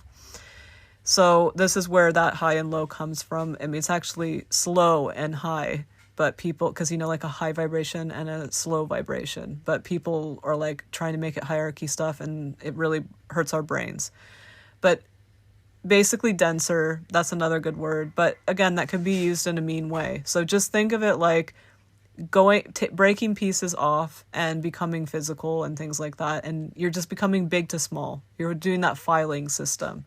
So this is the big fall and the reason why I say this is the big one is because all these beings fall and have these things going on. Any being that's given themselves to Earth has fallen, if you want to say fall. It's not really fallen, it's just, like I said, they've given their whole energy to Earth. They've become something physical. They've created a physical thing, or they've become a part of a system that is supporting a physical thing, which I talk about in like tons of my videos. And I'm happy to get more into it if you guys like later. So when they do this, they gave themselves. They also gave them these kind of things too. So it's complicated. They gave the possibilities of these connections of where they can directly be connected to. So remember what I said I'm gonna talk about the rituals, and we talked about in the last episode how these energies basically hold the energy, like they hold this together, this matrix thing, to keep it running, and then it's distributed by these energies, and it looks like they're taking energy, but it's not. We're just giving it back around and around with the rituals and the consent and the non-consent and all these things going on, right? When they gave these things, those connections and those phone lines are the blood, right? Because basically, if you think about it, our oxygen also is our energy. So our energy is coming through, like, to give us energy, like to power us, to go. And then our body, all the things about our body, that's nature, is powering us through the full earth. And then the blood is powering us through that alchemization of our ego and the matrix. So, I know this is wild. And this is why people talk about the golden stuff and the gold, and they get all weird about that. So basically what it is it's your connection to the learning, teaching dimension. And all the energies that, I don't know if I'm going to talk about all of them, but all the energies and any kind of weird being that you talk about that takes blood or they do blood things, even if someone's doing it and they don't even know what they're doing and they're doing like a sacrifice thing, it means that they don't understand really what's going on. And so, I mean, sometimes it means that they don't understand and they don't even know. They just know that they have to do it and they're misunderstanding. and it's for something that needs this. So now that you know that this is the connection to it. So for example, when you take a breath, you're connecting to your full energy and source and everything, right? It's like this dimensions version of that. There's other dimensions too, but we're just not going to go there because this is already complicated enough. When this blood stuff is happening, you are connecting to that collective, and you've chosen that collective. But there, because of so this has always been a thing. This is not just for the learning teaching dimension. Blood is like a thing. It's like, it's to connect you to your dimension, basically. It's not connected, it's just your connection to the energy of it. Remember, it's powering you, right? So when it's interesting too, when you think about when people pass away in different ways, like they can't breathe, they lose too much blood, they, all these different, there's different things of what happens. You can see why they can't be in the dimension anymore. They need to be redistributed. Because if you don't have that connection to one of the beings that are, well, not beings, but energy, you're not connected to any energy in this dimension, and you're not connected to, like, for example, let's say your brain, dead, you don't have a filter, an alchemizer. How are you going to do that? You can't, right? And then how are you supposed to, like, if you lose, what was the other one? Yeah, like, or your breath, how are you going to be powered anymore? You're not bringing that anymore, like you're gone, like you're not there, right? So there's all these different things, and then that's connected to your, if you think about how cool that, not cool, but interesting, when you lose your, you can't breathe, you get brain damage. That's like the first thing that happens. And the reason why you get brain damage is because you can't even, like, your brain is not able to even do the alchemizing anymore. So you can't do anything. Like, you only have, like, maybe your blood is, like, kind of working, but not really anymore, because then the brain can't alchemize the energy to keep the machine going. It's complicated, but right. Okay, so now you know about the blood stuff. Like, there's, like, the different parts don't really mean anything to us now that we're creating this ego and living our life as in the physical. It's not that big of a deal, but it does represent different parts of the energies. You have a direct contact to those energies that are holding this dimension together. So, like, if you find out what those are, it could be one of your going within things, but it's not necessary. It's like, when I talk about, you talk to your body guides, and you talk to, now you know more about your ancestors, or you talk to the gods that are in your energy, that are not in the external, they're not elsewhere. You just start with yours. That's you getting to know more about yourself. It's unlocking more doors. So it doesn't mean you have to open those doors, but this blood one is one of those. So it's not important to your everyday life. It's not important to you learning about yourself. Like, it's not detrimental. It's not like how I said you have to work on, not have to, but it's strongly advised to work on your, the ego parts and the wounds and stuff like that, so you don't have to keep holding your breath to go jump in. It's like that, basically, where it's not like that. It's less like that. It's just a small thing that could be really interesting and helpful. But people don't think of this. They just think, oh, blood is this blood and whatever. And it's funny. That's why actually we don't care kind of about blood. But then all of a sudden we're like, oh no, there's different blood types and stuff like that. Okay. So anyway, so now you know that. And we're just keeping that in mind. It comes from that meeting that happened. That meeting that I talked about in the last episode. Okay. Now we're, I think we're almost finished with that. Okay, so now we've talked about the ancestors, which kind of covered the genetics, but we're going to talk a little bit more about that. And we're going to also talk about, the blood. That we're going to talk not way more, but just a little bit more when we talk about, because right now we're talking about how it works for you and your little tiny matrix within the matrix, kind of, your machine. So when you when you're deciding these things, and like I said, we're very humanizing when we say deciding and stuff like that. It's all reflected and encased within your body. So when you have those issues I talked about earlier, like your external part of your ego, and that you're ignoring all the versions of you, and I call it like you're a boss, and these employees are coming to you, and they're coming to you and going, there's something wrong in the hallway, and you just keep ignoring them, and as time goes on, like the whole ceiling falls and all these things happen, and you're like, oh no, what's happening? And it's because you just are not they're doing their best they can. They tried to like use tape or something and it all fell, right? Because they didn't know what to do. They didn't have the tools. That's what happens with the ego. When people go, oh, you have such an ego. It means they're letting the wounded parts of their experiences take the wheel, right? And so what happens is when this happens and things start falling apart, not always, because there's other reasons as well, but we're going to talk about some of them. Sometimes sicknesses happen. Sometimes pain in the body happens.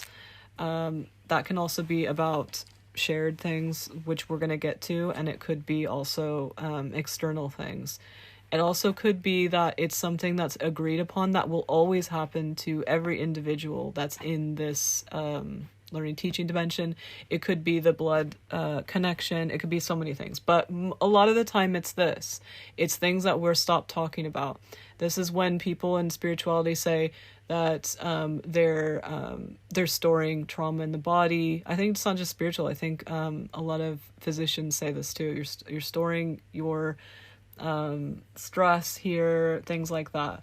So that is like this is what happens sometimes when it does that. Now, because you know about all the realities, and you also know, probably if you've seen my other videos, I have a class that is about the afterlife and the before life. And I touch on, when you pass away and you get redirected and things like that. We are leaving behind what we've created with ourselves sometimes not, because we might go somewhere that's exactly close to how we created here. But we're leaving the external reality in our internal, external, shared realities. And so those other people that did those co-creations with us will also miss us.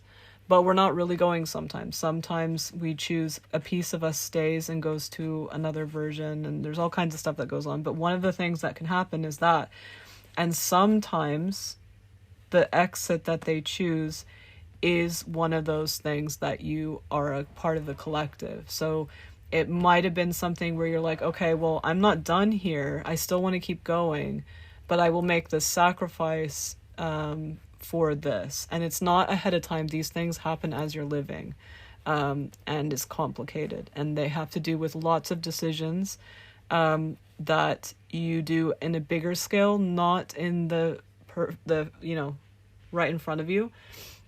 And there are people who have had full on like terminal illness, and they wake up the next day and they're completely fine.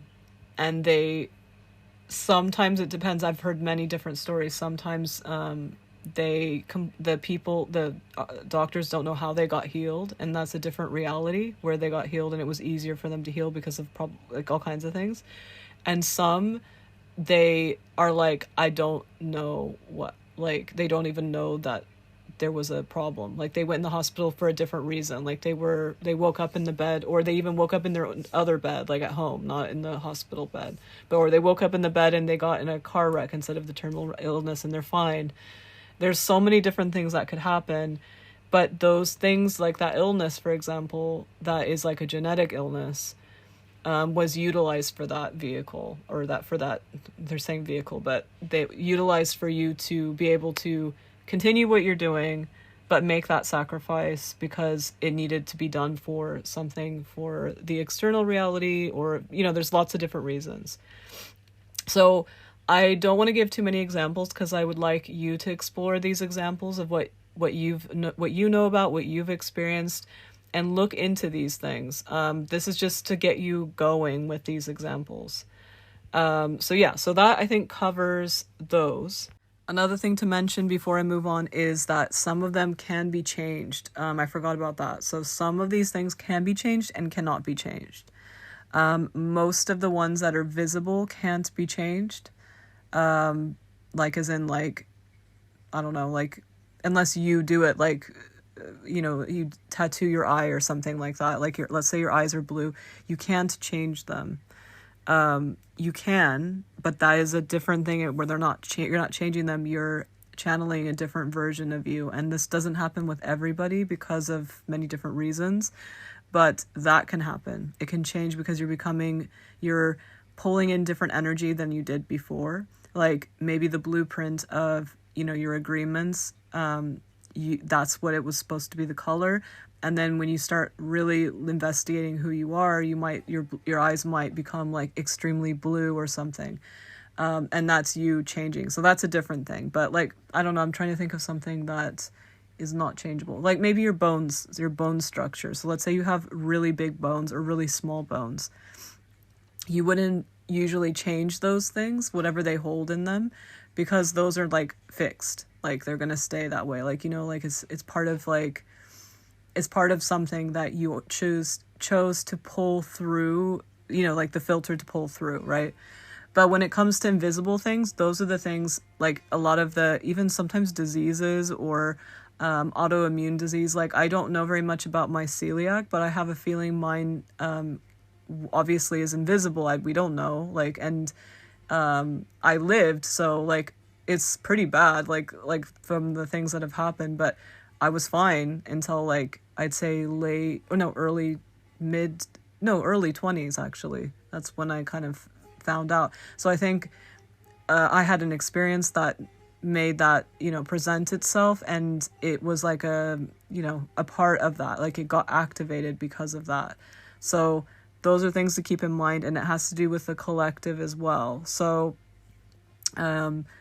that's an interesting thing. You can kind of see this like when we see not trends where people go, oh, I have that too. Oh, I have that too.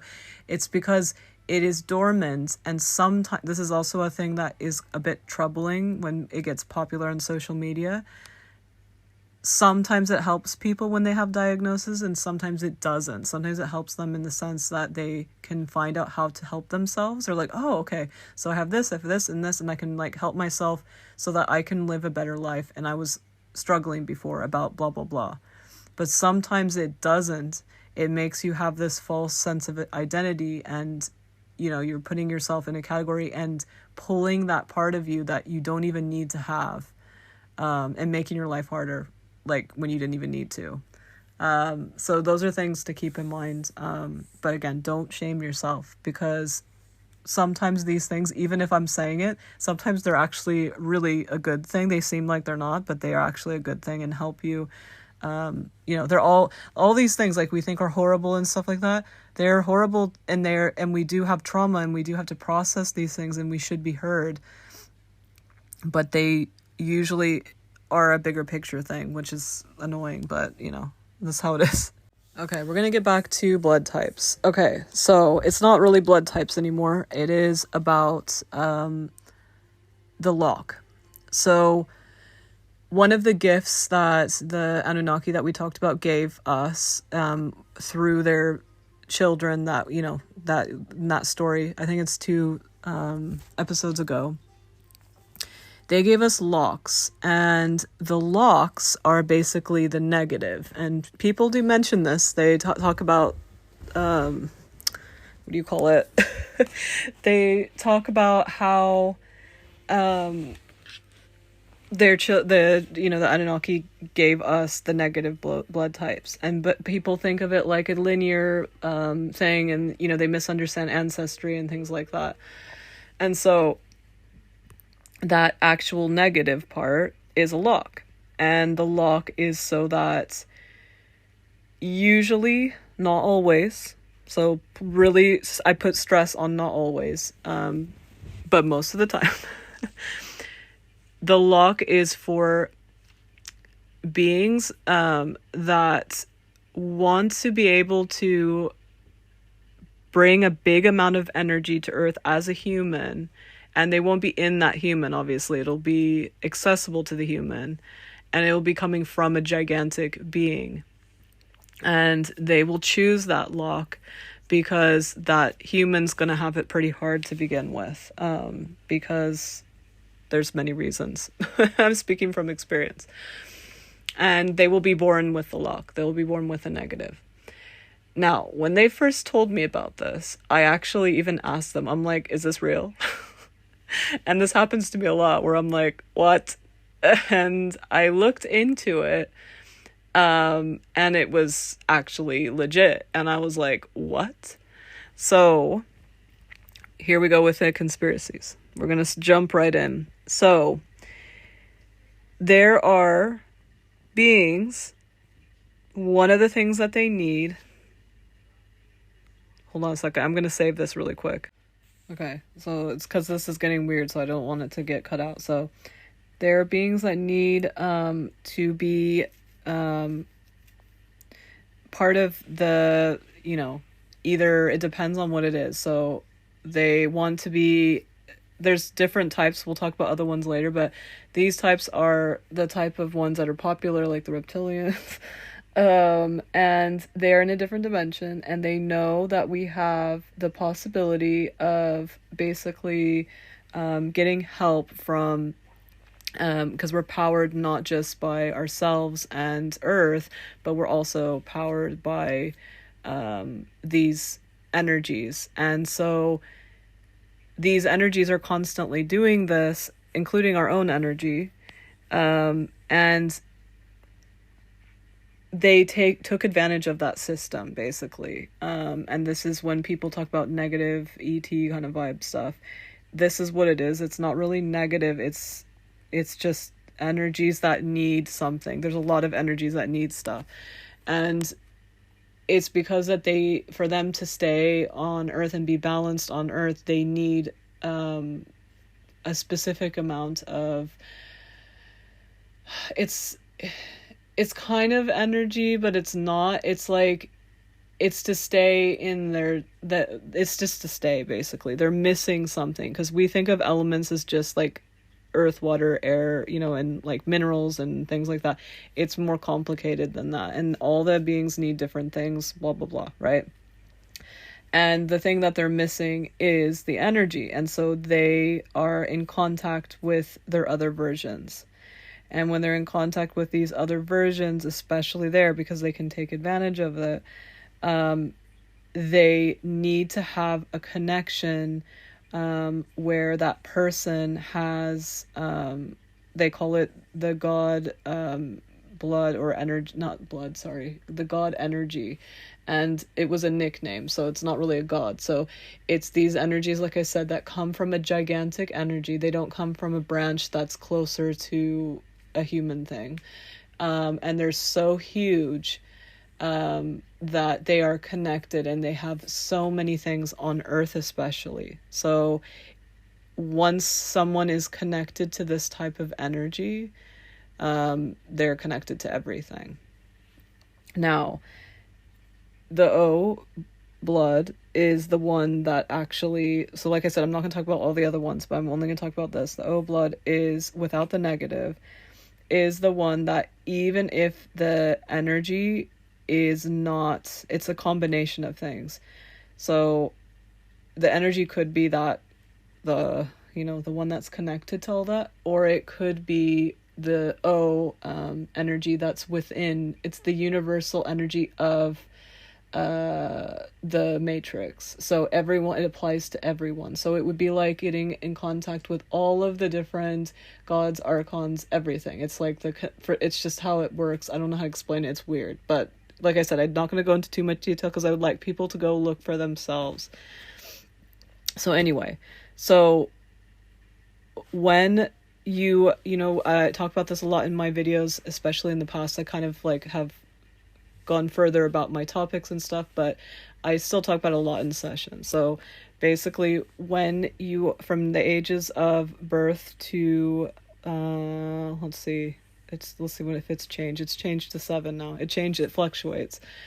I think it changes based on who is gonna, like, I'm talking to, and at the moment it's just I'm talking to everybody, but it changes. Sometimes it goes to like 8 or 9. But within that age group, it depends on each person. So one person, it could be 7 years old. So one person could be, 7, 8, those ages. that's when they get their filters, and the filters are basically the POVs and the things around you. And before that, you don't have any POVs. You're connected to everything. And so if this kid is not only a big energy and has a lot of energy on Earth, but they also have that O blood, this is the best candidate. And they have to get it before that time to make this thing. We're not going to go into it. They have to get it before that cutoff, because apparently if the energies of the child are aware, they will basically they'll put that negative.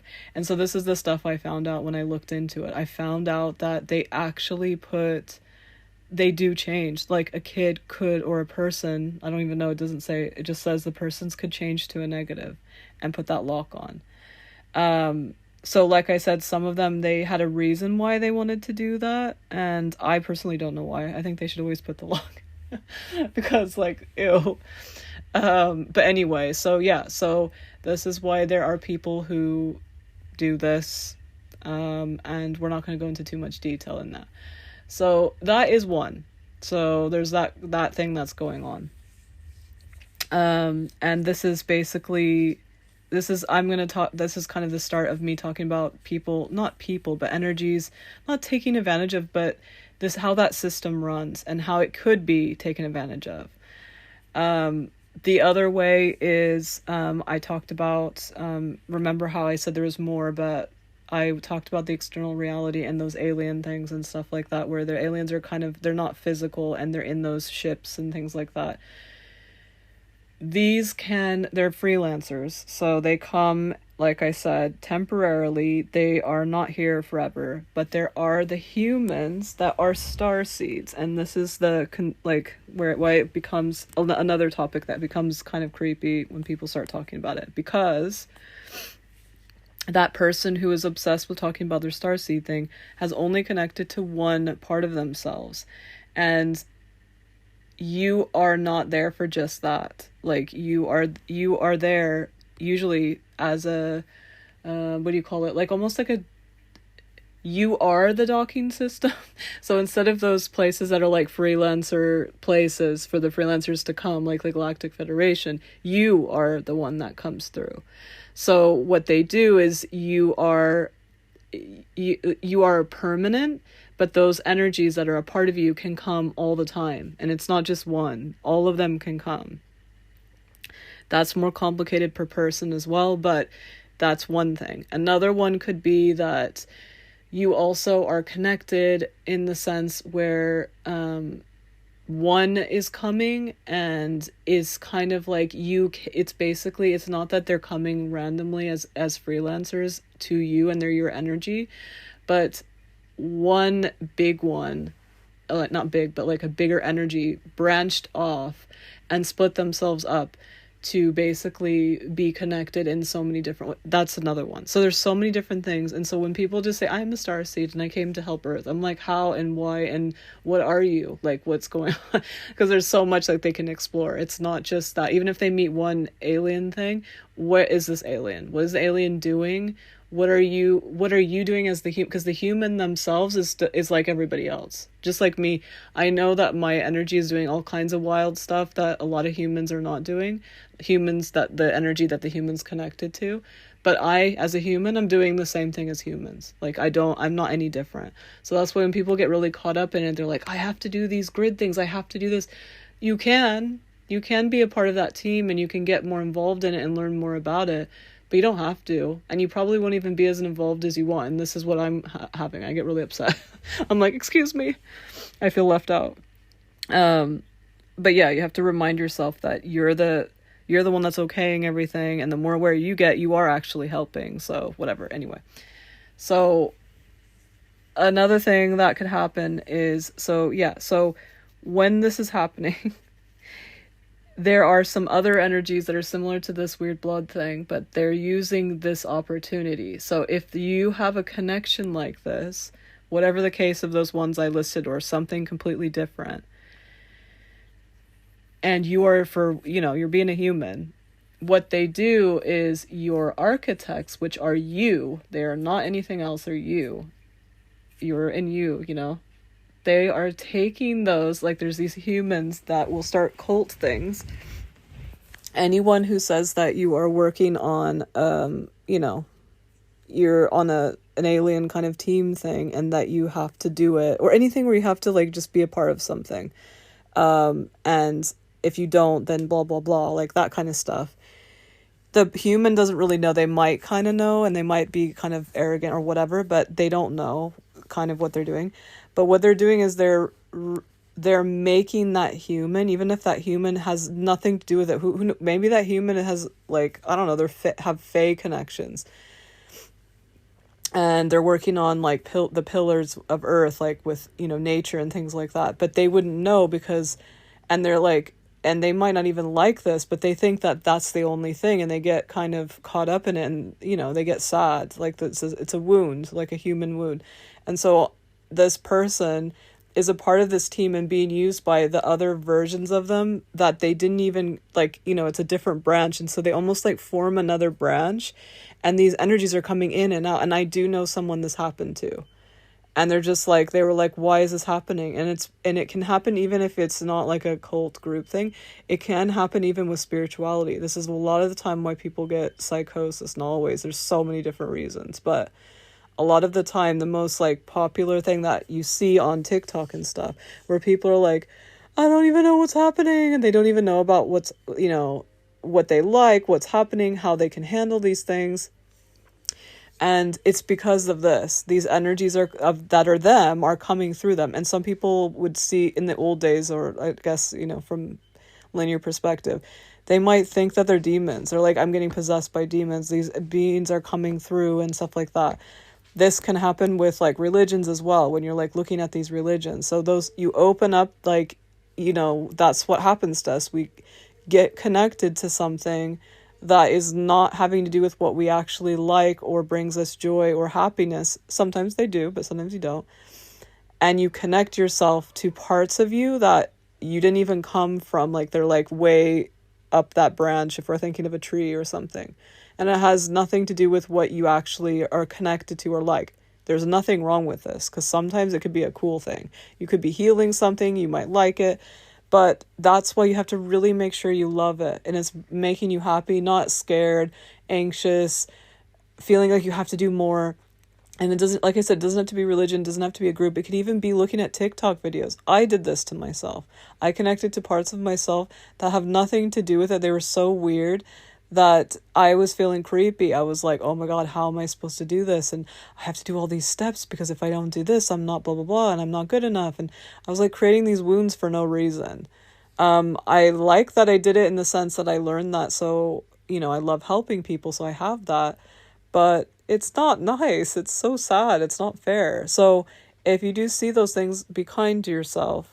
And know that you do have the power to get out. And even if you don't, you're probably, you know, you're taking your time. And, you know, the fact that you even know that you don't like it is, you know, the first step. So anyway, so that's one thing. Now we're going to talk about rituals.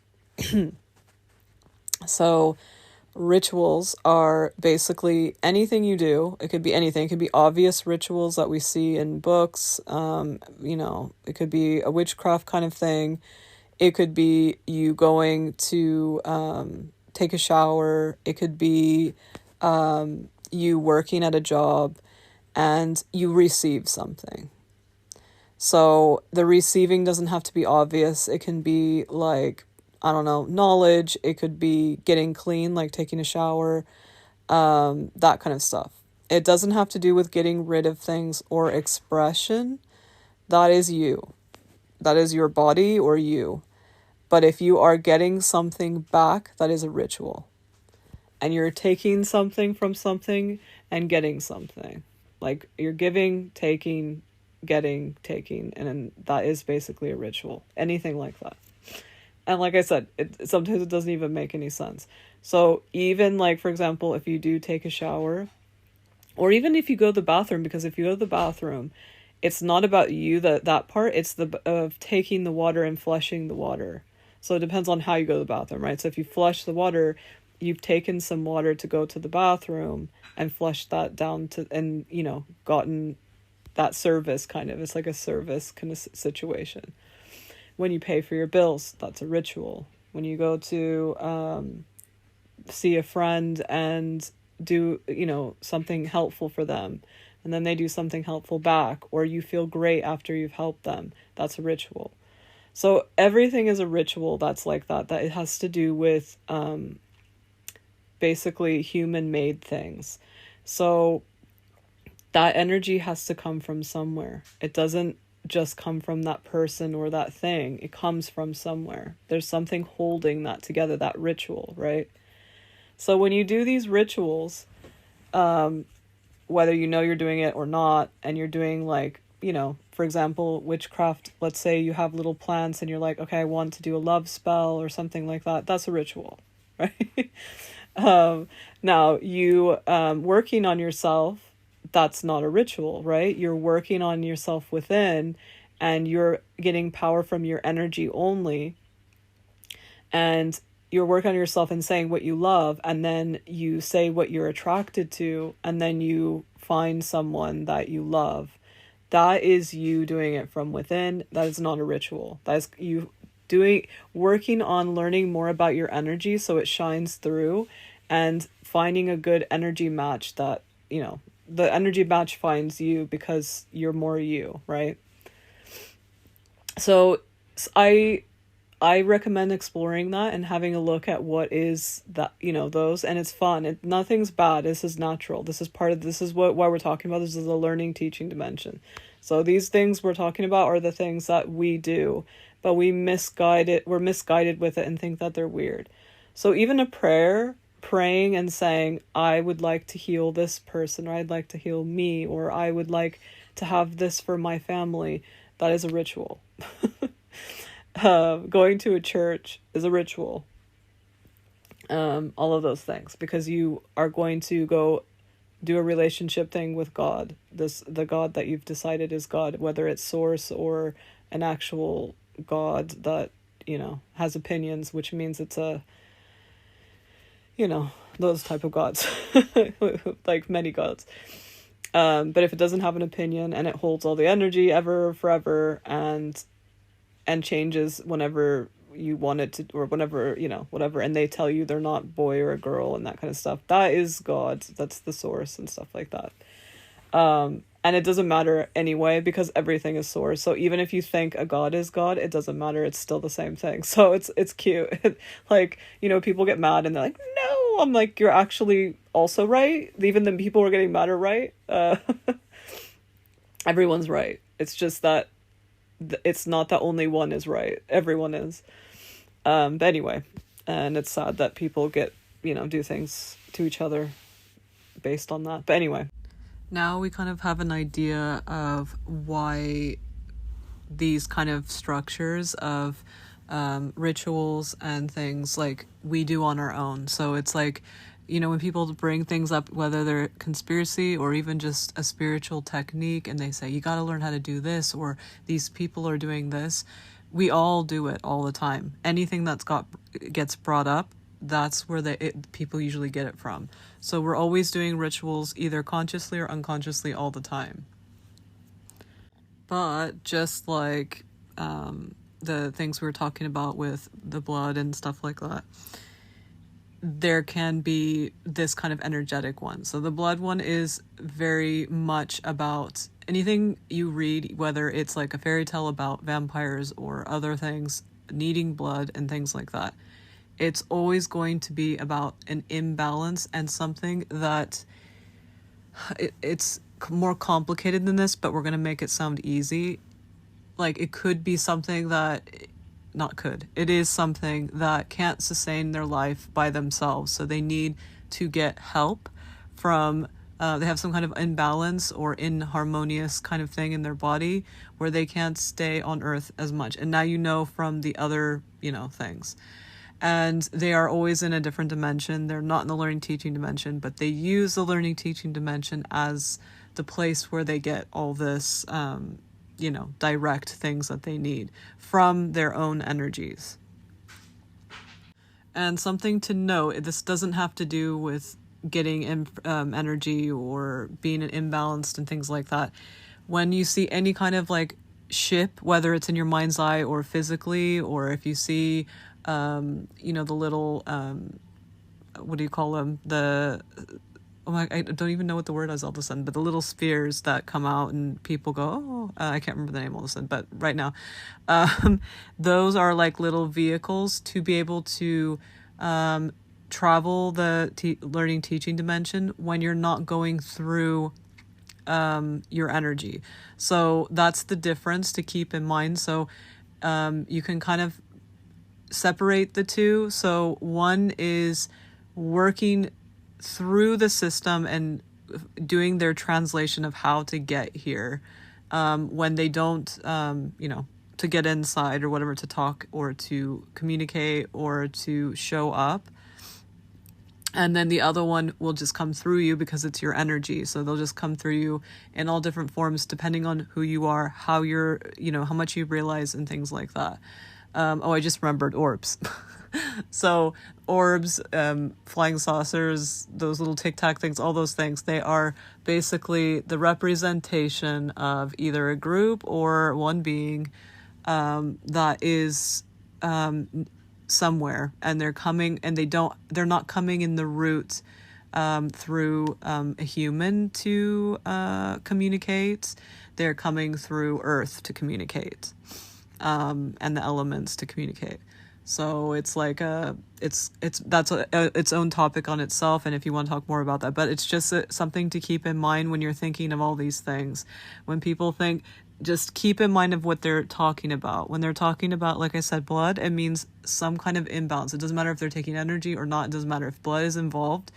Really quick, I'm going to talk about like things beings like vampires or other energies. There's long stories about that. I can talk in detail if people are interested. But they come from, I have videos about this, or actually it's a class that is in Patreon, so have a look at that, about what cloud realms are. And cloud realms will be all kinds of beings. Some of them are things that we brought all kinds of energies together to create something. Some are from other places. Sometimes it's like a sickness where they're not doing well or whatever. But what happens in those cloud realms is they're connected to where they're from, and it will disconnect from where it's from. There won't be any connection anymore, and it will go only to Earth. And so there'll be an area. So if you've watched the show called From, this is a very good example of this kind of situation. And so when this physical thing happens, those beings they don't have the things that they need, right? So they're going to be just like any other being that needs something. They are lacking the harmonious pieces to stay healthy and okay on Earth. And so again, they could be taking anything that they need, but we would see it as blood, because blood is what helps you stay in the learning teaching dimension. And those kind of beings that we're talking about are in the learning teaching dimension, but they would be in one of those cloud realm things. And again, it's complicated. So just keep these things in mind. Even if someone's saying a conspiracy or they're talking about things, again, they're onto something, but just keep in mind that's what it means. It means there's an imbalance, and they're not able to either stay in the learning teaching dimension, they're not doing well, or they can't even stay on Earth. So it could be an Earth thing or just a learning teaching dimension thing. Okay, so moving on to what's happened with this natural thing and why people think it's scary, the natural thing of doing whatever you call it, a ritual. So I have a little example here that I'm going to share.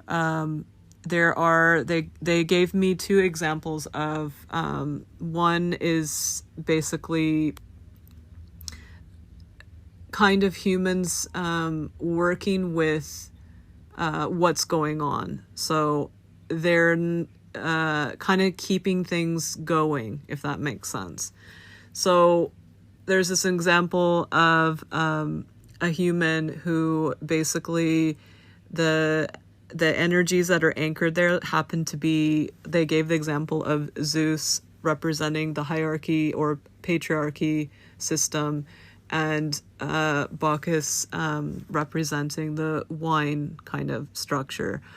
And every single time someone keeps wanting this in that society, they will keep giving and, the energy to those things. And so this human basically would, he would choose those a specific family and traits that hold these. And so this human default would be an encouragement of all the masculine hierarchies and drinking. And if he lived his life only listening to these parts of himself, he would be learning from what the default gods and architects have set for him in that area, and might change as well. I'm going to talk more about those default gods and architects later, because that's, again, a topic in itself, and it's going to be a long thing, and I already have a lot to talk about with that. So keep that in mind for the next, I don't know if it's going to be the next podcast or soon. And that'll be about the countries and land and cultures and, those kind of things. So when a human decides to do this, they are, when they really get into the things that are already the default setting, and they go with the flow kind of what's going on, he will be upholding and keeping the culture and human default structure alive, right? Now, another example of a human. If the human decided to be creative within these default human structures and start to listen to their own within architects and energy, the gods would not be supportive of them. And we talked about this earlier with monks and stuff. But this is just an example. This human could give in and start to behave like a good citizen, which is basically like, the things that have been built by those architects mixed with what humans want. And remember, the blood types have to do with this as well. So, you feel these like needs to do these things. And like a calling kind of. And the human could, give in, but let's say, for example, that they would do that, but it would involve competition. And competition, I've talked about many times, is kind of a sickness of Earth because of what has happened, in a linear thought process. And so that's the only way that they would have to do. They would have to be in competition. This man would be like the first man who went along with the default that we talked about, but instead they would be climbing to the top. These men who originally wanted to express their own energy, being previously not supported and having a tough time, would start to be supported. So as soon as they start doing that, whatever that hierarchy is, or those normal, things like we talked about, like Zeus and Bacchus and those typical things that are supported in that culture or in that area, or I guess civilization, not culture. They're correcting me because that's we'll talk about the difference of that in that future podcast. And that them feeling previously not supported and having a tough time would start to be supported because they are expanding within the structure that the gods and architects who rule in the default through what humans have said. So it's like a back and forth thing. This type of man is the most dangerous because the only way for them to expand, because they always have wanted to, that was their first intention, but it was internally. They have to expand and bring this culture to other people. So this is another thing I talked about earlier in this episode, where I did a recording where I talked about why lying feels like icky or whatever. I recommend listening to that when you get the chance.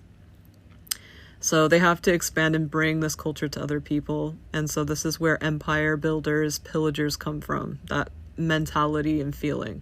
It's because they wanted to go within into the infinity and expand within and build within, but they were met, with those things where, no, that's not going to work. It's painful. This is a painful path.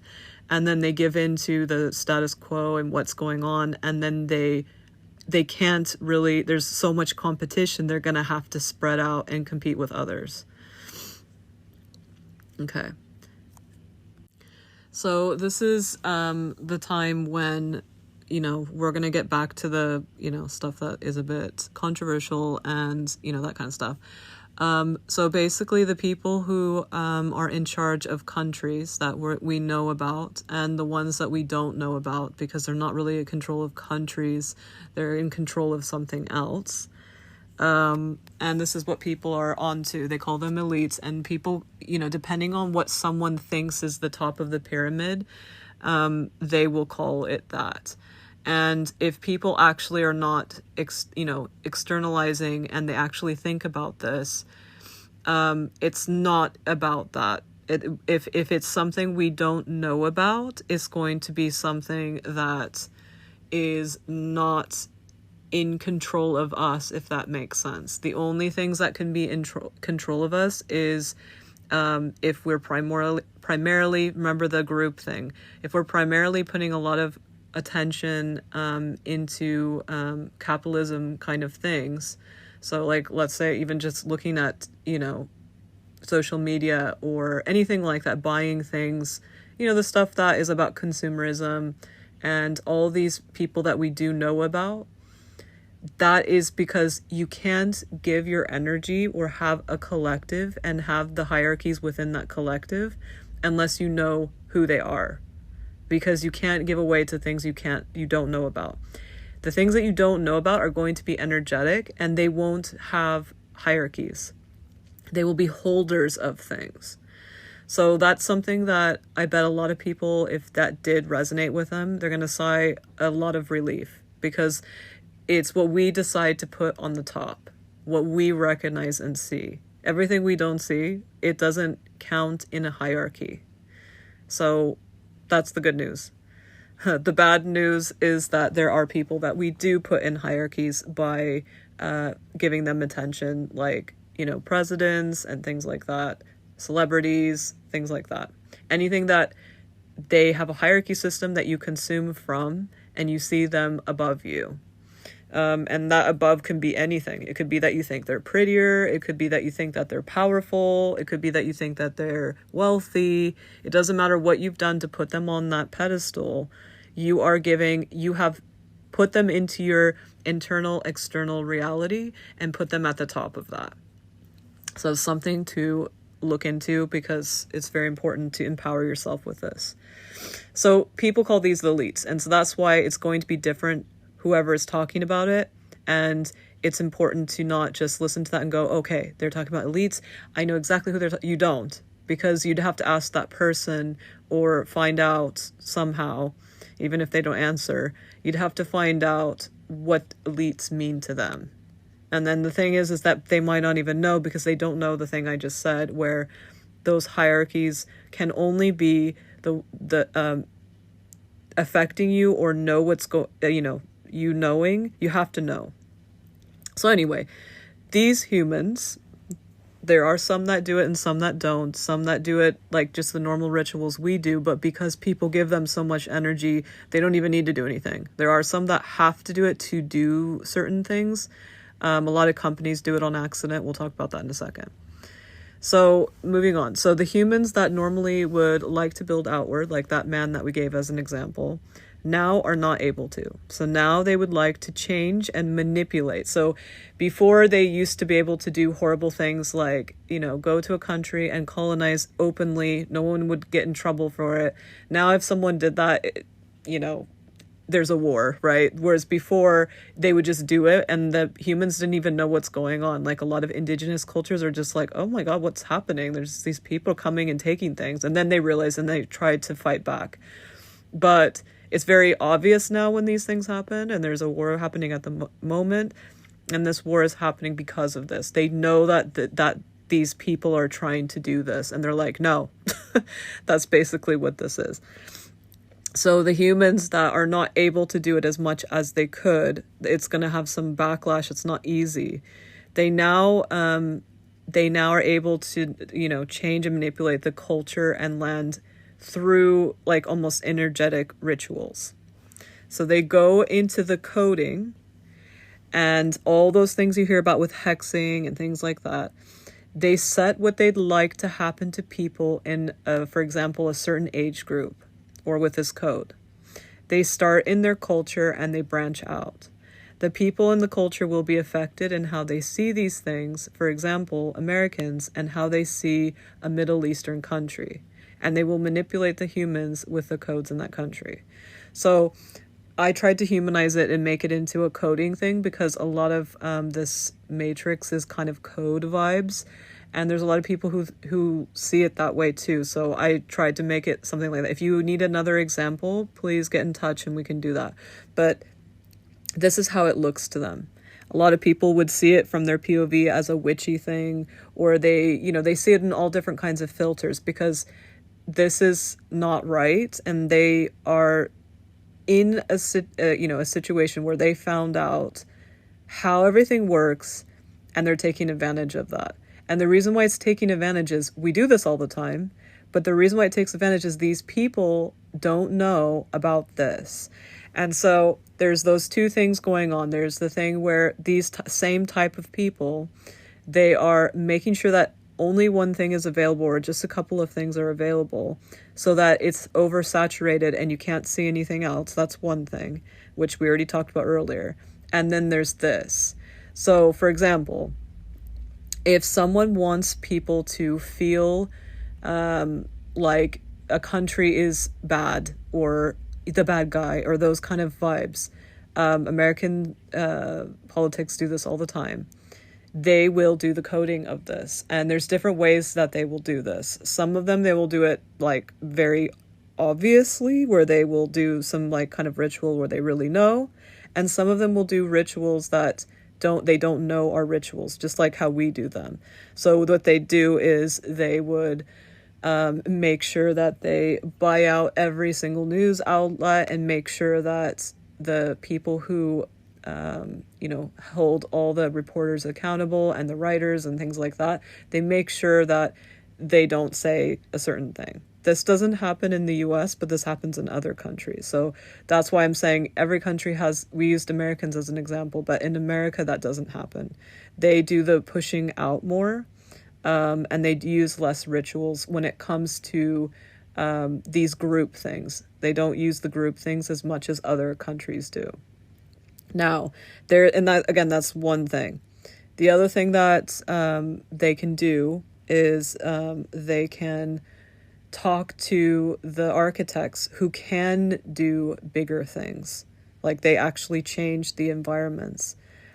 But to appeal to this, it's going to have to be, again, if they want the whole world to have a certain effect. This is why Americans have this feeling as well. They feel like when they literally talk about something, they say the whole world is going to know, and they're only talking about the US.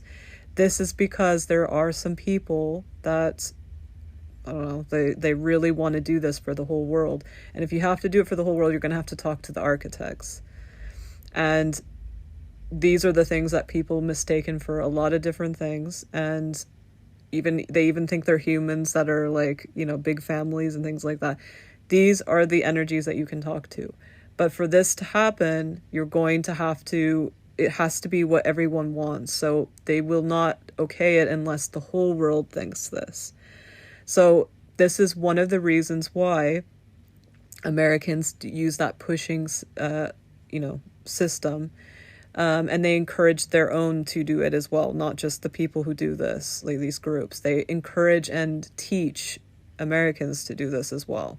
So what they do is they push things. They make sure that everything's Americanized, and cultures that are kind of similar can be pushed and pushed and pushed and pushed.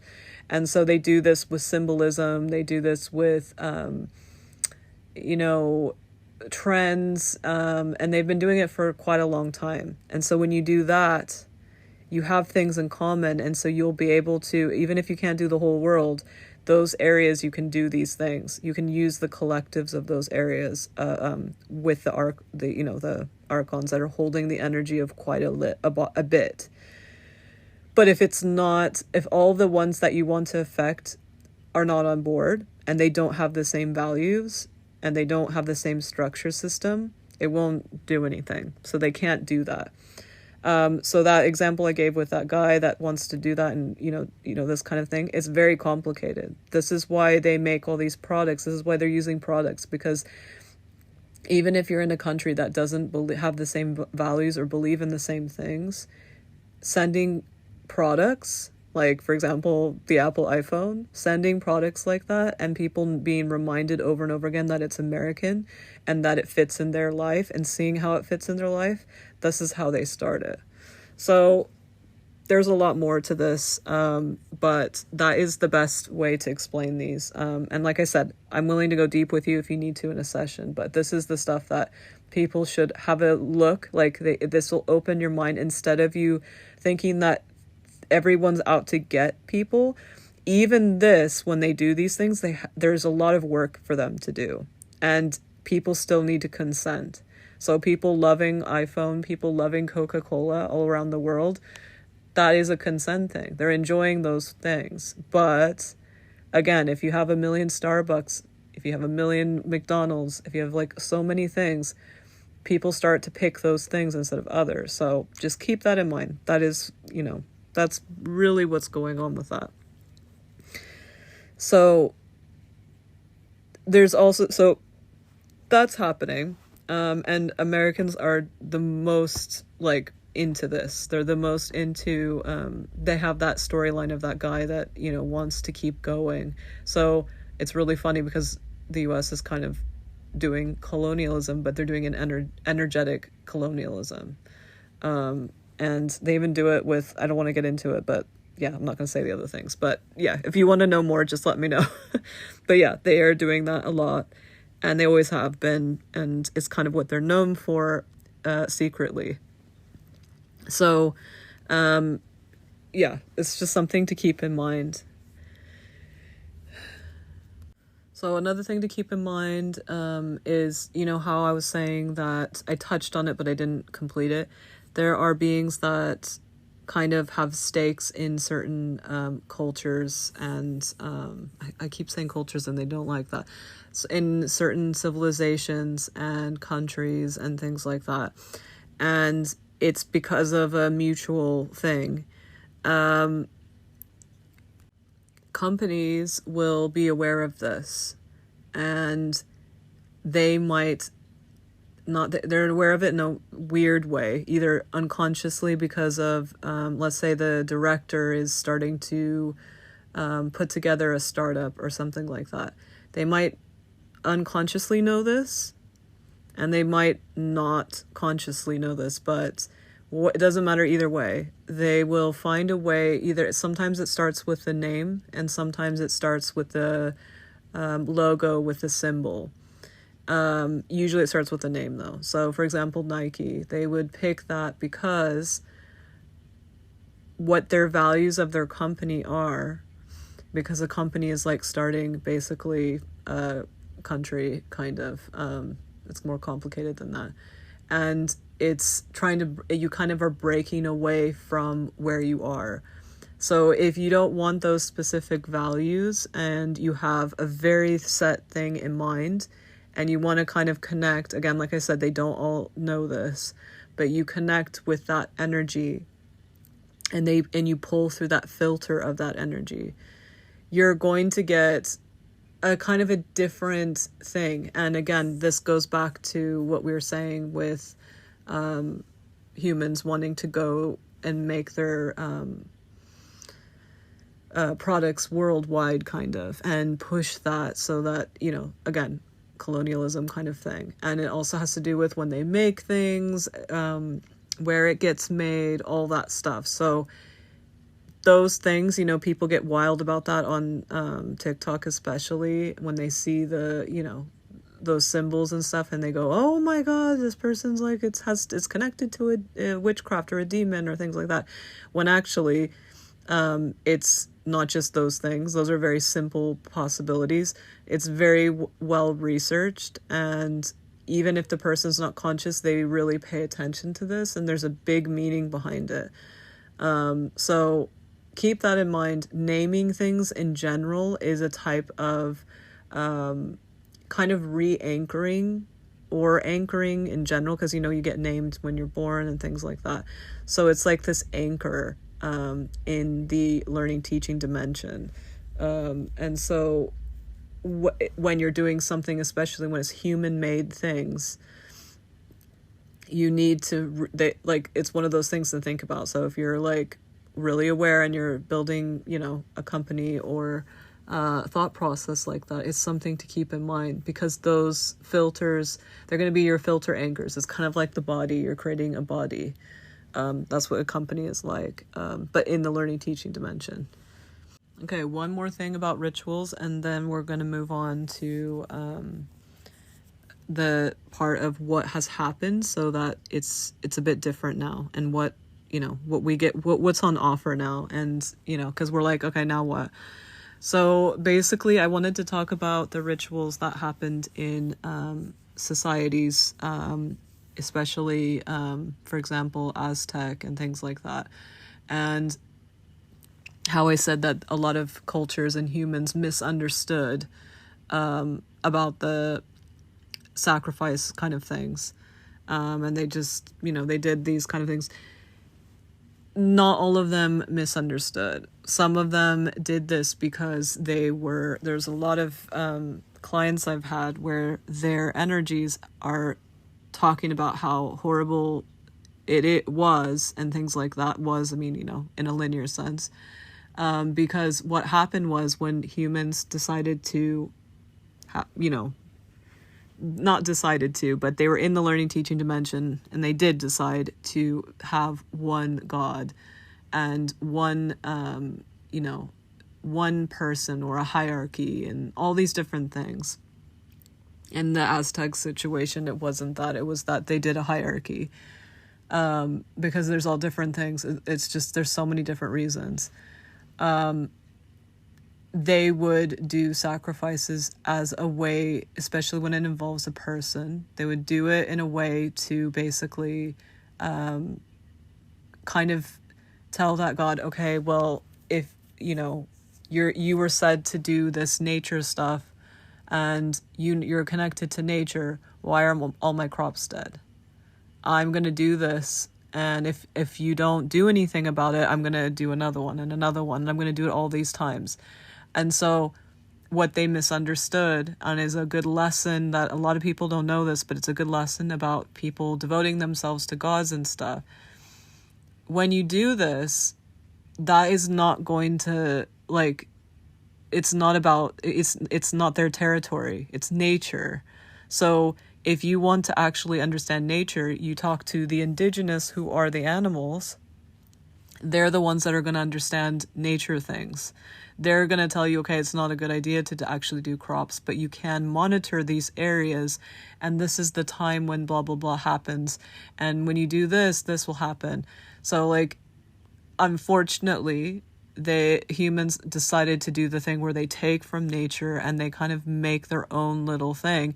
And they were angry that the rain wasn't happening when they wanted, or this was happening. And they don't understand that it's a very complex system that runs in a way that benefits humans and everything. But instead of collaborating with nature, they start collaborating with gods, and because of their obsession with hierarchies. And then, like I said, they would take advantage of it and say, I'm going to, take one of your, blah, blah, blah, and we're going to do the sacrifice, blah, all those things.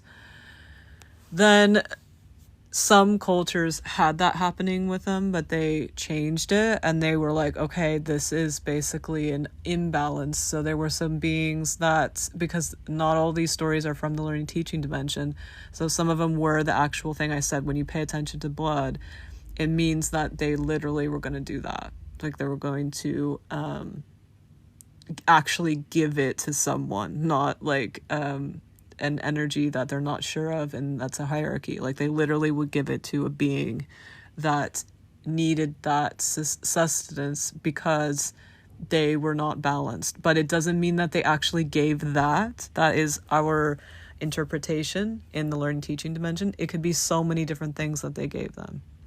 They could have even sacrificed their own energy, in the sense of so many different places, or the vessel of a being. Like there's so many things that they got up to, but humans in the learning teaching dimension can't even fathom them.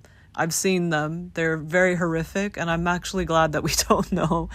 But those kind of things, they come from a very deep rooted thing, and some people, it might be interesting to them. Again, I'm okay with I know a lot about this, and I don't mind talking about it because sometimes it's part of people's path.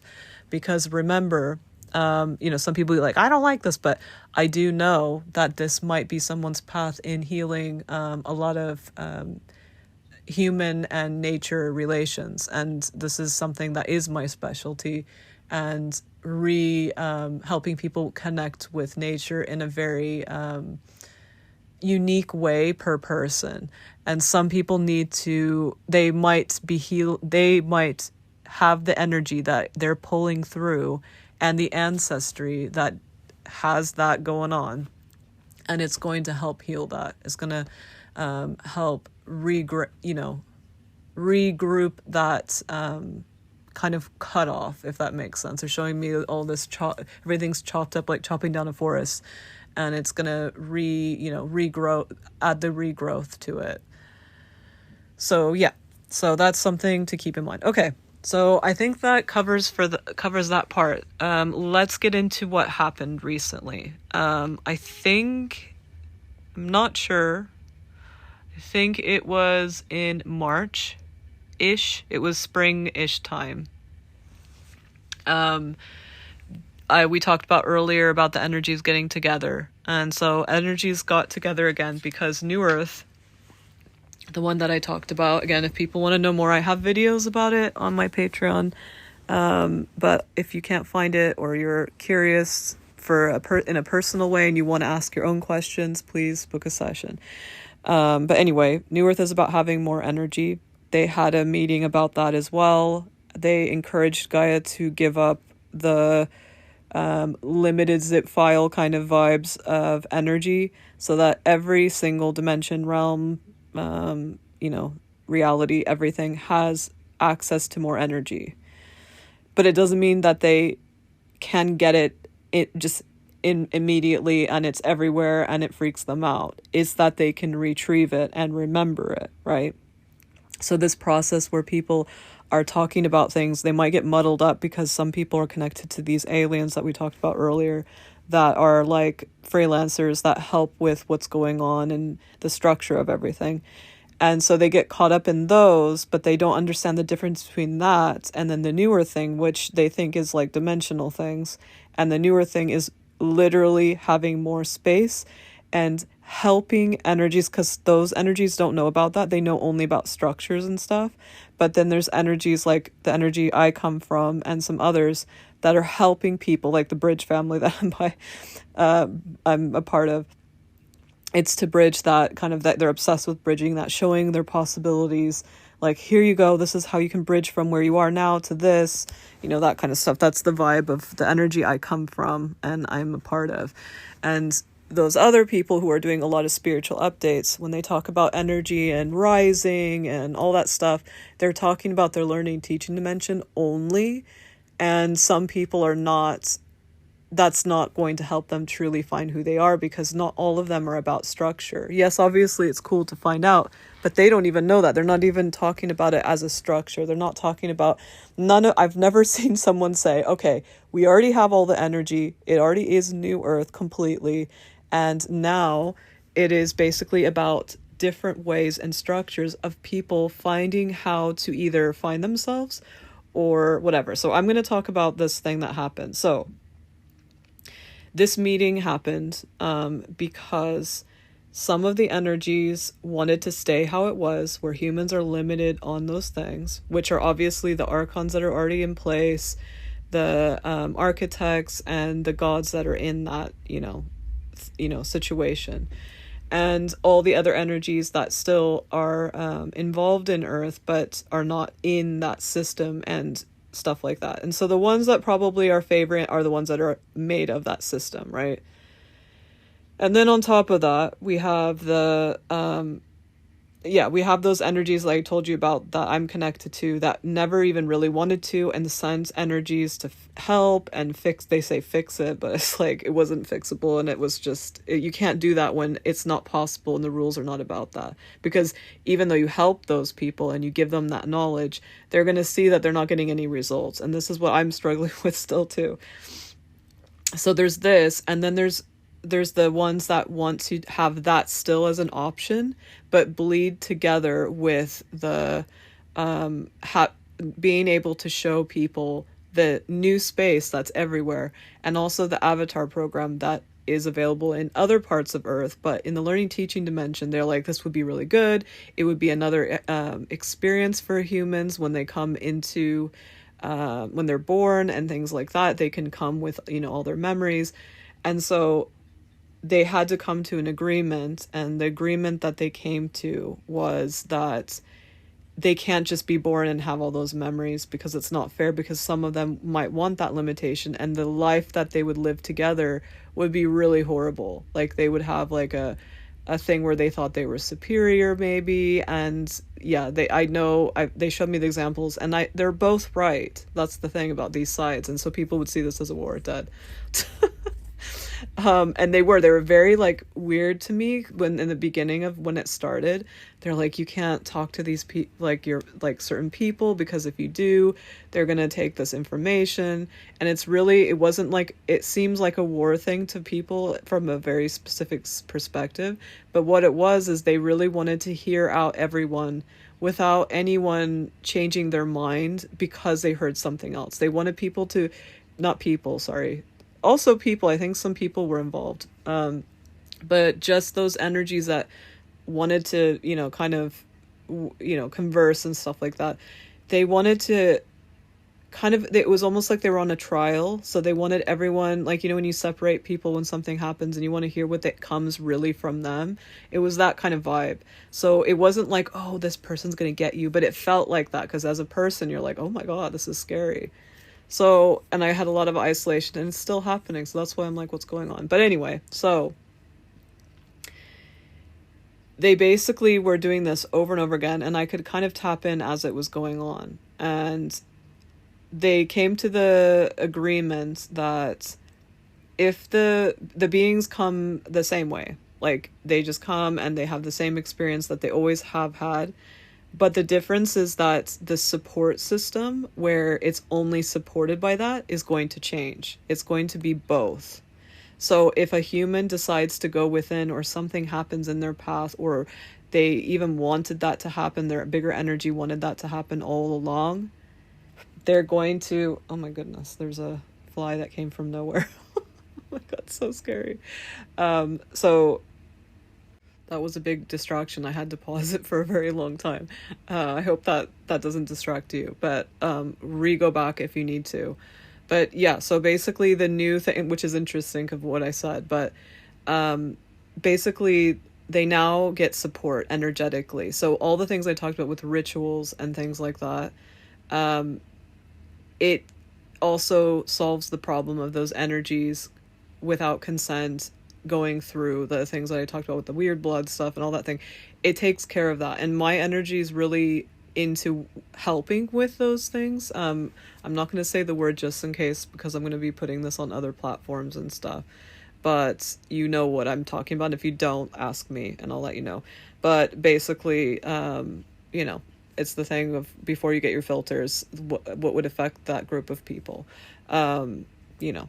But yeah, so this would take care of a lot of these problems, and they would slowly get healed, because the support and the support used to be only what humans want, which is these hierarchies, because they were created because of humans being limited by their creations, right? And so that pressure and that competition would kind of just be gone, because people who want to be limited by those things would be limited, and those are the type of people who wouldn't want to go within, and they still want to do stuff, but they would be able to feel open enough because they know their options, and they know that those other people got options as well as they get older. So they get to gradually see that you get to have options, and that's something that for if we give an example, like when you go to school today, you don't really get, it's not normal in every single school to have lots and lots of different classes about design and traditional painting and things like that, like learning about the history of that and all those things. It's not normal like to have that unless it's this very special school or something. And it's normal to have all the other things, all the kinds of sciences, all the kinds of maths, things like that, right? So, and even writing, there's a lot of writing, there's like, all of those things are heard, and those are structures that they're great and they can be really beautiful, but only those things would be supported, and they're only supported in a very specific way, like the patriarchy and that kind of things that are mixed into it, and then commercialism, and then those people, the pain they go through, like for example, even if you do learn that in school, the pain someone would have to go through to get their stuff seen. They might change their style because they're the representative is telling them to push it into a different direction, and remember that stuff you wrote, and everybody in the loved it and it made money and stuff like that, right? So these people, even if they are in those systems, they're going to be able to either transform themselves in those limited systems, because now they can kind of mix the two and then go back to, being limited. And then the other ones could help with those things. So they can go to these people that are specialized with just going within. So like, even those, let's say art is offered, it would be more about what you think of art, not about learning the skills. So you would think about what you want to do and then learn a skill. So you'd learn like the skill after. So you would be supported in that system.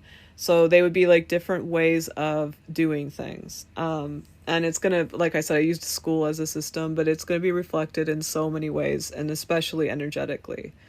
And because this just happened I think when it finalized, it was like maybe, I don't know, I want to say possibly June or July or August or something like that, it finalized. And I was hoping for, like, because there's all these restructuring that's going to happen and things. And the thing is I knew about the New Earth thing too, about 2 years ago, maybe even 3 years ago now, actually, I think. And I was like, okay, well, it's here. Like, why is everybody still thinking that they have to wait? And there's still these like little dates of end of the world type vibe things. Like, why aren't people like realizing this? And it's because I'm looking at only the energetic. So even me, I don't even think that way. I'm like, okay, well, why do I not have this? And why do I not? That is still that thinking. I'm still, even though I know, because I've seen that there's more on offer and more support, I haven't asked for that support. Only today I asked for some support. And it's funny because you can ask for that, and the support you're going to get, like I said, the energy, that exchange in the learn teaching dimension is for everything. You're going to get support on anything. It doesn't matter what it is. It doesn't have to be the normal stuff. It could be something so random. Like, let's say, for example, I'm in the stage of my cycle where the energy is coming in, and I'm like in so much pain. And if I know the correct energy that can help me with this, they're going to just like do a exchange with me. So just something to think about for that kind of thing. I think that covers it. And I think this has been the longest one I've made so far. If you have any more questions and you'd like me to go deeper, because there's way more about all of these things. This is the little bits that seem like they're going to be the most helpful for people. Please feel free to book a session with me, or ask some questions in the comments to be pointed in the right direction, so you can further explore within how you think of these things. So if I can give you any tools or anything that helps you keep questioning, not questioning externally, questioning within, I would love to be there for you with that. So yeah, again, enjoy your day or evening, wherever you are listening to this. See you soon in the next one.